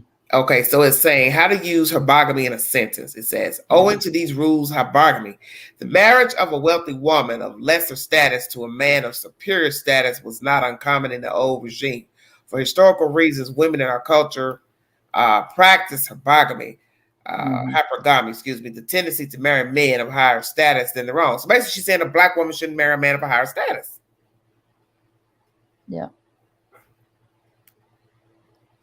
What is the male equivalent of hypergamy? I don't know why I can't keep saying this. Hypogamy. Yeah. Okay. While it is the act of marrying up, hypogamy is the act of marrying someone of a lower class than your own. The male gender is often the one who marries down at most times. So that is it. Hypogamy, that's with the O. The hypo and the hyper. Yeah, hyper is going up and hypo is going down. Marrying down, yeah. Very interesting. So she's saying hyper. Let me look at this word again. Hypergamy. Yeah. Hypergamy and hypogamy. I'm going to make sure. Yeah, is hyper. So basically she's saying going up. Yeah. I don't know. What do you think about that? Her saying a black woman shouldn't marry up. A black woman should not marry up. Well, it says why men don't respect women who provide for them the value of hypergamy. Yeah. Well, BW hashtag BW hashtag hypergamy, then hashtag level up. Well, in hypergamy, I think she's applying that to women. You marry up.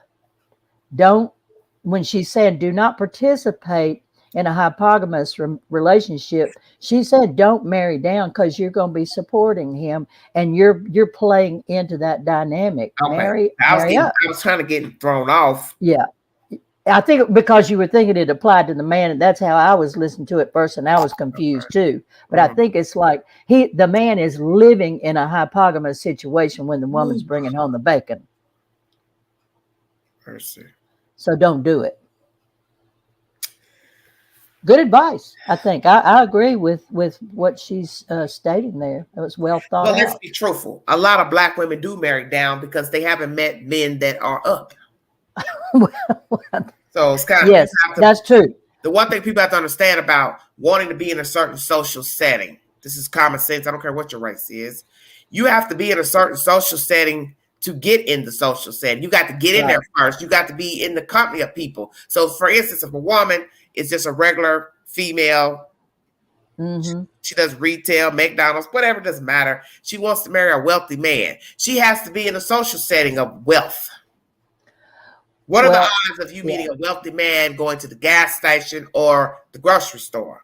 Yeah. And he looks at you and you look at him, you all exchange numbers. I mean, it's common sense. You have to be in a social setting of which you want to acquire that same type of lifestyle. And I think that's common sense. Okay. Women are judged so harsh, especially black women, about, oh, you won't pick the regular guy. Oh, you won't do this. You don't know what a woman has picked and done because you don't know her struggles. You don't know the carpet she done walked down. You understand what I'm saying? Right. I talk to all kinds of people. So I one thing I tell men, don't tell me who I've talked to, who I've dated, who I ain't. Yeah. I talk to regular people, but I can just say at some point, I'm just going to say it. The shit gets old.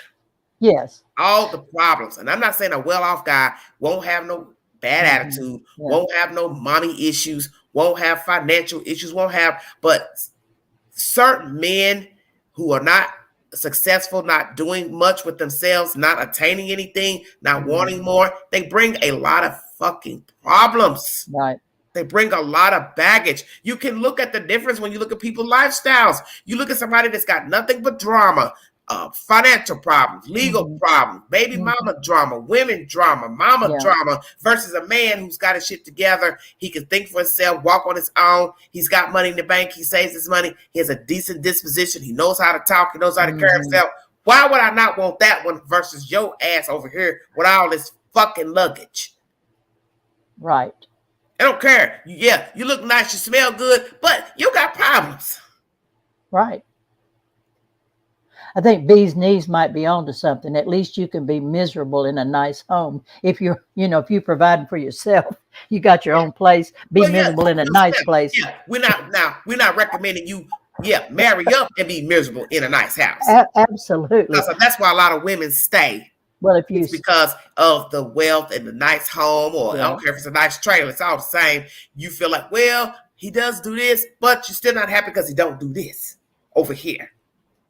So if I understand something you just implied a minute ago, in your circumstances, the options, you're limited options. You are limited. Yes, you have to count the demographics of where you are. Right. You got to count the social settings. You got to count to try to get in the social setting. So if I want to marry up a decent black man who has credentials, he's educated, I have to put myself in that situation to be in the company of an educated black man. Correct. Then I have to count where I live. The demographics are low. I live in a predominantly white area.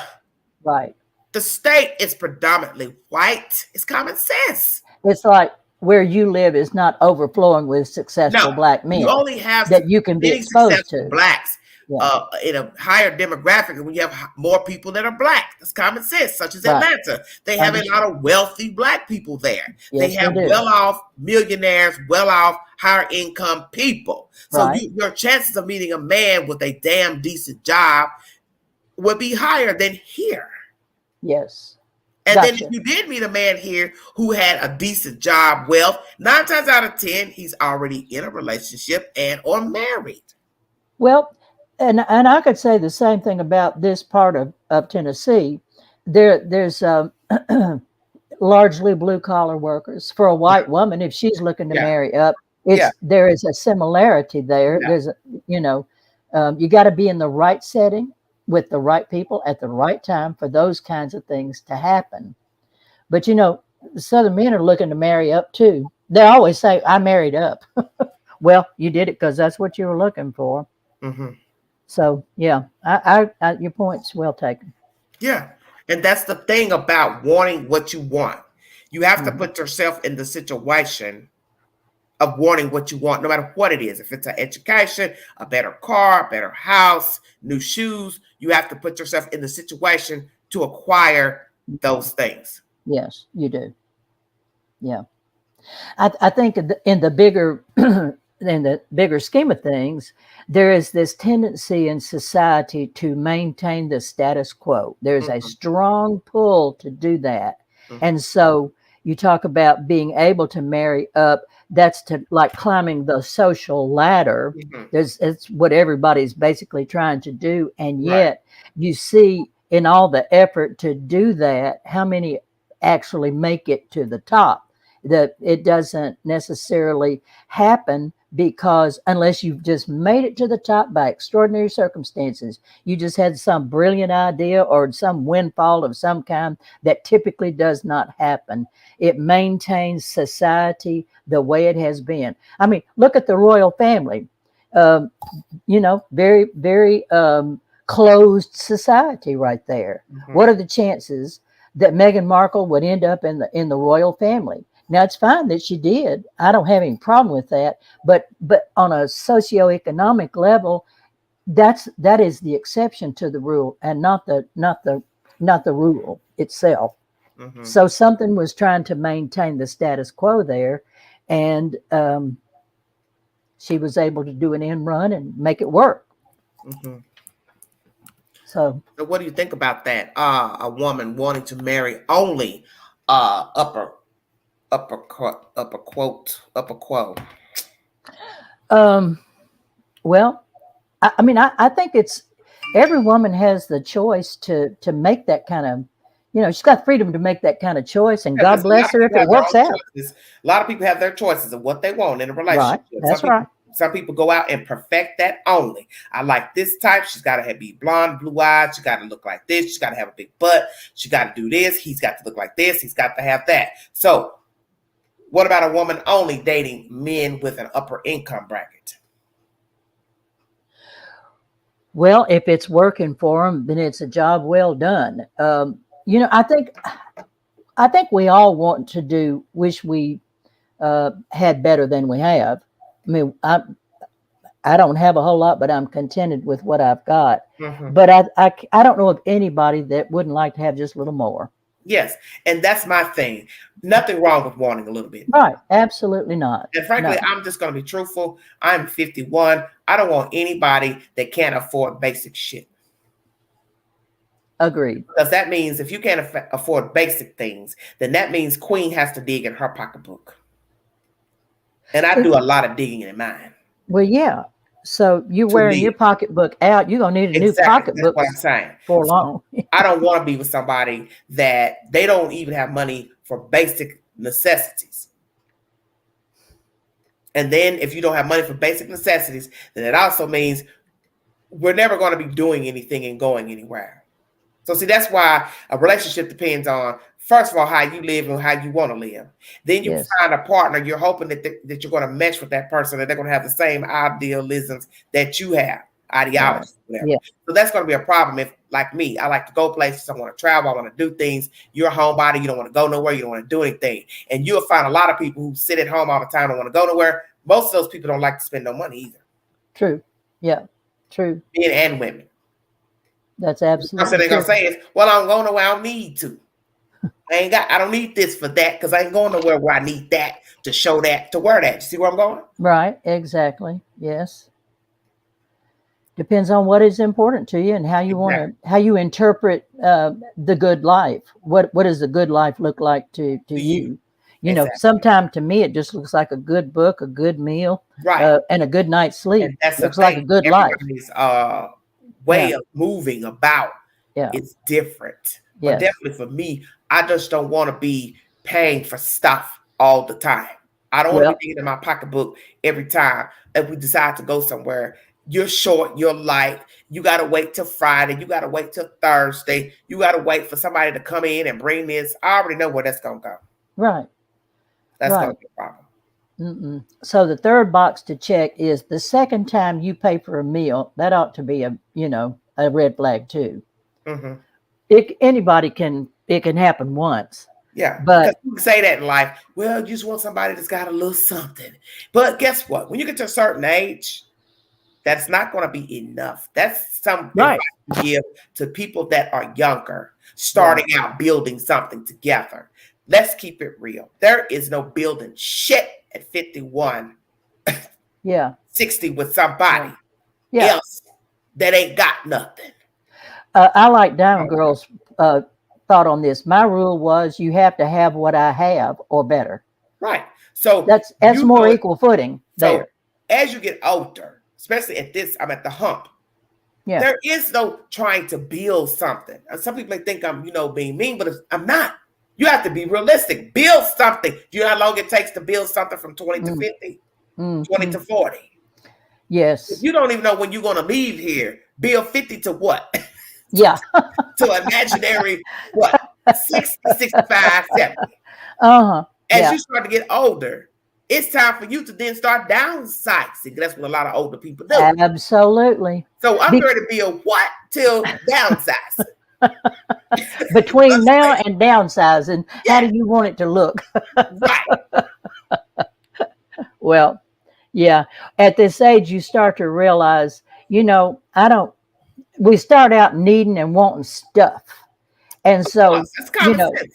Right. So we get all this stuff, and now we just have more to dust, more to move, to clean around, mop under. And that's one of my pet. I'm to the point I don't want to touch nothing. Right. I'm a clean person, but I don't want to do nothing now. Right. It becomes less important. Yes, it does. It just your priorities change, your values change, because you've lived long enough to realize, I thought that was going to bring me joy, but all it brought me was just something else to dust.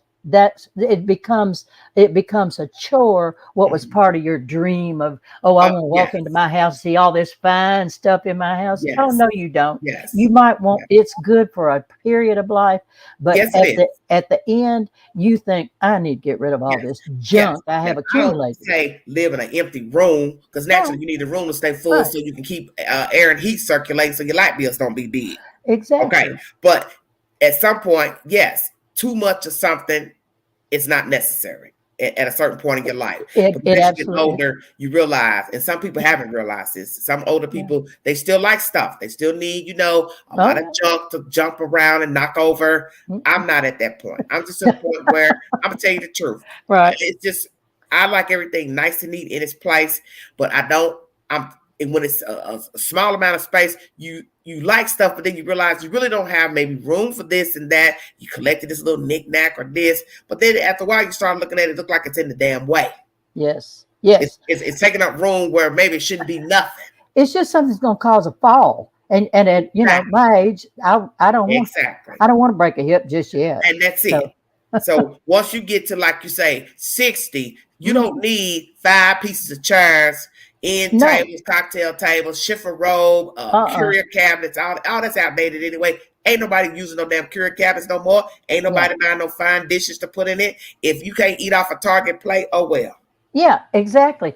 It's amazing how little you actually do need. You don't need as much. So, what you need is a good change of clothes and undergarments and shoes and socks and hosieries. Yeah. That's what you need. A bed to sleep in. Yes, you need about 50 pairs of good drawers. I say get you 50 pairs of good underwear. In case the washing machine dryer break down, hey, the dirty clothes can pile up whole month. You still got a spare 20 underwears. That's right. Around the house here, we call it leisure wear, for daytime. Yes. It's really just a cut above pajamas, but we refer to it as leisure wear because it sounds a little like you got on real clothes, but you really just kind of bare necessities on for sure. But yeah, then you change into your night clothes and then your pajamas, and you don't need a lot to be happy. Happy is an overused word too. Contentment is what the goal ought to be. Yes, I am contented no matter what's going on. I like a lot of undies. Yes, nothing wrong with having. See, those are things you should have a spare. Yes, absolutely. You need a spare lotion, spare shampoo. Not 50 bottles of shampoo, but a spare shampoo. Spare toothpaste. That's common sense stuff. Yeah. Spare underwear, spare socks, hosieries. Okay. And a good bar of soap. Yes, spare soap bars. You need spare soap. But you don't need 50 bottles of shampoo. No. You don't need 200 bars of soap. You understand what I mean? The moderation with the spare. The stuff that sometimes I open my bathroom. There's a cabinet space below the sink, and I'm thinking, where did all this come from? Because what I'm using is up here on the counter, or in a top drawer, not down under here where I just throw stuff that I bought because I thought I needed it, and then I ended up discarding it. So that's where you're headed in life. I'm not saying you need to be there today, but just know the time will come when what's important to you right now will fall down so far down that list, you'll forget you ever wanted it. Yes.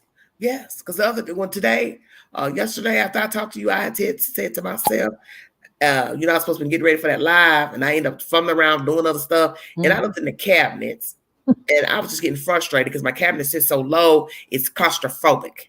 And I was looking here, I said, I'm to the point where I can take everything out the fucking cabinet and throw it in the garbage and take everything off the counter.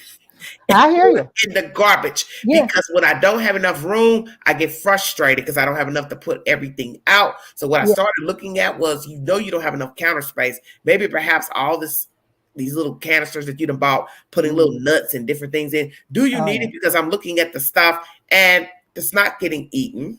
Yeah. Candy jar is massive. I don't even eat the candy that's in the jar. What you doing with the candy jar? Yeah. Yeah, I bought the candy jar, the candy to put in there, because at that time I thought, well, I'd like a piece of candy here and there, Right. but it's just sitting full. Now, I'm not going to throw the candy out, but what I'm saying is the other little knick-knack jars are sitting on the counter. I'm just thinking to the point of dumping the stuff out. There's just days I get like that. I think it's a mind thing. If I had enough space, it probably wouldn't bother me as much. Yeah. But I don't have any countertop space. Everybody's got a nice canister set. I don't care who you are. And how many of them are empty? They're just little bitty containers that I found to put little like candies and nuts and stuff in. But what I'm saying to myself is, do I need this stuff out? Because one, I just don't really have the counter space. And really the stuff is just sitting there really for decoration, because I'm not even eating the stuff that's in the canisters. Yeah, right. There you go. So you don't need the canister or the stuff that's in it. I probably don't. So I'm going to make a mindset to either try to nibble on that stuff that's in those little canisters or throw the shit out or give it to somebody else. Yes, it's visual noise. Yes, exactly. And I get like that because I bought this stuff for a reason. I thought, I need to buy canisters to put these little nuts and things in. That's what I'm saying. Yeah. Okay. Instead of having little bags of nuts around, I bought the canister to put all the little nuts in. That makes sense at that time. But then when my OCD kicks in and I start looking, I feel like I'm being closed up. Now, somebody else could walk in here right now and say, oh, it doesn't look bad. But it's just, it's a mental thing for me. I wrestle with, do I need to keep it or do I not? That's the question you absolutely yes, it is white chocolate Reese's in that big old thing, sweetheart. It sure is. Y'all send some money, sweet things down there. Appreciate it. Appreciate it's a mix. Sweet thoughts. It's a mix in that big container of white chocolate, the little heart red candies. I got a mix of everything. Snickers. It's a mix in that. Girl, you got a stash, is what I'm saying. And a stash. And look, and don't even go in it and touch it. I eat a potato chip before I touch the candy. It just depends on my mood. Yeah. There's something about going into a house, though, and seeing a dish of candy. I don't know why that comforts me. I think it's because my aunt, when I was one of my aunts growing up, when we go to their house, she'd always have that jar, that pretty dish of candy. I think it's inviting candy out in a dish. Yeah. Even though it's kind of old timey. So that's why I put it in a tall. Let me tell you what it's actually in. You're going to scream. Because I don't have much counter space. One day I was at the thrift store a couple months ago and I saw this plastic, I forgot what you call it. It's a dispenser where you can put drinks in it and then push the lever and the drinks come out. Like Kool-Aid, lemonade. Right. Yeah. Okay. I said I used that for a while, for maybe 2 months in the refrigerator. But it was too tall and it kept sliding and the drinks kept coming out the spout. So finally I said, I'm gonna clean this up. I'm gonna put all my damn candy in there. Well, there you go. I turned the spout around when you can't see it, and it's now filled with candy jar. I like to see a pretty bowl of fruit too. Now, really? I do. There's something about that makes me just feel happy. And then I sit and I watch a few days later. Going back old school, candy jars and fruit. And fruit. Yeah, it is. That is old school. I'm giving myself away, but it's comforting to me. Okay. Don't know why. Can't explain it. It just is what it is. Okay. Okay. I got you. Look, seeing peppermints in a jar, knowing that you are going to get one great endearing memory. Yeah. A lot of people like candy. And I think it's just comforting to have candy around. Even if you don't eat it, it's still nice to have. Somebody might bring a child over. Hey, can they have candy? Then, I do like having the candy in there. Yeah. And even for people that you think might even be too greedy, put it in a pretty decorative dish where you can't see through it. Yes. I knew a lady had, the vases that had the top on it. Right. Like an urn, but it had a top. She had candy in it. So when you first walk in and saw it on her countertop, you didn't know inside that was candy inside. So she opened it up and said, hey, you want a piece of candy? You want a piece of candy? Oh my God, it's such a creative idea. Yes, it is. Candy, make an urn into a candy dish to have a top to it.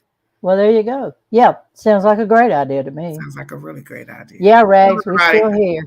Yes, I'm still here. I'm gonna wind it down. Doing that do you have thing. any parting thoughts pertaining to the deliberate swindler versus the woman who takes care of a man? My parting thought is, let's all get smarter about men, and let's stop thinking it's our job to put up with bad people who treat us badly. That's men or women. It's not our job. We are not obligated to be somebody's doormat. So, let's don't do that anymore. We'll be happier. Okay. They might not be. Interesting. It's been a good night. I've enjoyed seeing the comments and kind of trying to keep up with chat. I missed some of it, but there's some informative things that have been said. Well, we learned a lot, didn't we? Listening. Mm-hmm. Hypogamous. I'm never gonna forget that word now that I've heard it. Yes. Well, I'll say for the record, I haven't heard anybody use it. Yeah, use it in a sentence. No, I have not. If I heard it, it didn't register with me. That was a first for me too. But I don't hear it often anywhere by anybody that speaks about relationships. I just don't hear it. I can honestly be honest with you. A lot of the words I hear used more now is only through social media. I didn't hear them before. Yeah. Social media and Facebook and YouTube and all that. Right. And it's because people get together who study such things and say, well, here's a situation that's common, but it doesn't, we got to give it a name. So they come up with these names, It kind of is an offshoot from, I guess, monogamous, polygamous, and so this is hypogamous and hypergamous. Mm-hmm. Just kind of, it's a $10 word that I heard for the very first time. No, you just said $10 word. I'm dead. So there you go.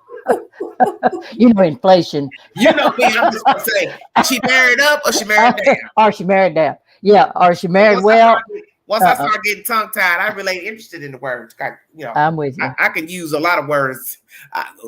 A word that my poetry teacher used to use a lot. He was a principal at the time. He would say, it would behoove you to understand what I'm saying and do this and do that. And I used to be like, behoove, what is he saying?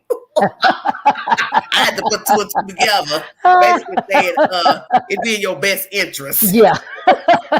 There's always a way to express yourself. That's one of his favorite words. But love it. And you know what? I will recite that poem before I leave. There you go. All right. Have you heard of a poem called Invictus? Yes, I have, but I can't recall the if you asked me to quote it to you right now, I couldn't do it, but the title's familiar to me. Well, read it. Yeah, let's hear it. You mean I'm going to recite it? Well, recite it, my dear. Okay, darling. This poem I learned in the 8th grade. I was in the principal's poetry class. He selected a few of us who I guess he thought was bright enough to be in his company. And he was a very educated, well-dapper African-American male. And he was really sure of himself. So this man was something else back then. He's probably deceased now because he was older then, back in the 80s. But Invictus.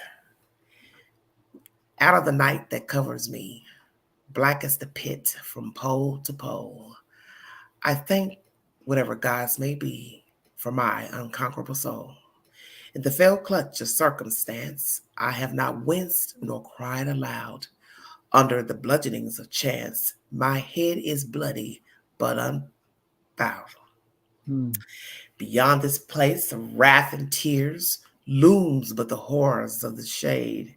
And yet the menace of the years find and shall find me unafraid. It matters not how straight the gate, how charged the punishments the scroll. I am the master of my fate. I am the captain of my soul. Yeah. Invictus. I remembered when you got to the last two lines, I thought, Invictus. Okay. Yeah. So thank you all so very much for joining me. Beverly, I've done a little bit of everything. I didn't mean to interrupt you. I thought you were pausing. Go ahead. She was asking me, what did I do for work? Done it all, girl. Twice. So name something. I probably did it. He's so funny. He's so funny. All yes, right. that poem was Invictus. You feel free to look it up if you want to see it. If you want to donate to the channel, $ Big Angie 129 Cash App. Thank you all for the super chats and the company. This was a 2-part live pertaining to and Mr. Scott, who is the subject of a documentary on Showtime. Please check out Showtime. $3.99 a month for 3 months through Roku to subscribe to Showtime. After the 3 months, your bill will be $10.99 a month. I subscribed because I wanted to see the Showtime series, Love Fraud. The man is free. He's been out of prison over a year or so. He's probably still swindling women, marrying women. He's a bigamist. So if you see this man, watch out. He will take you for everything you got, steal your identity, put monies, open up loans in your name. That's what he has done to various women. As you heard in the beginning of this live, one woman is out of $250,000. It's no telling how many other women he has manipulated, lied to. He is a con artist. And the second part of this live is pertaining to the woman who takes care of a man. So you have your 2 versions of a swindler. One deliberately going out, swindling women from their credit, the monies, accounts, and then the guy who's deliberately seeking a woman to take care of him and loaf around and do nothing. That was the subjects of this live tonight. I thank you, whodunit, for joining me. My pleasure. Thank you for asking me. And thanks to the chat. Some good points tonight. And always a pleasure.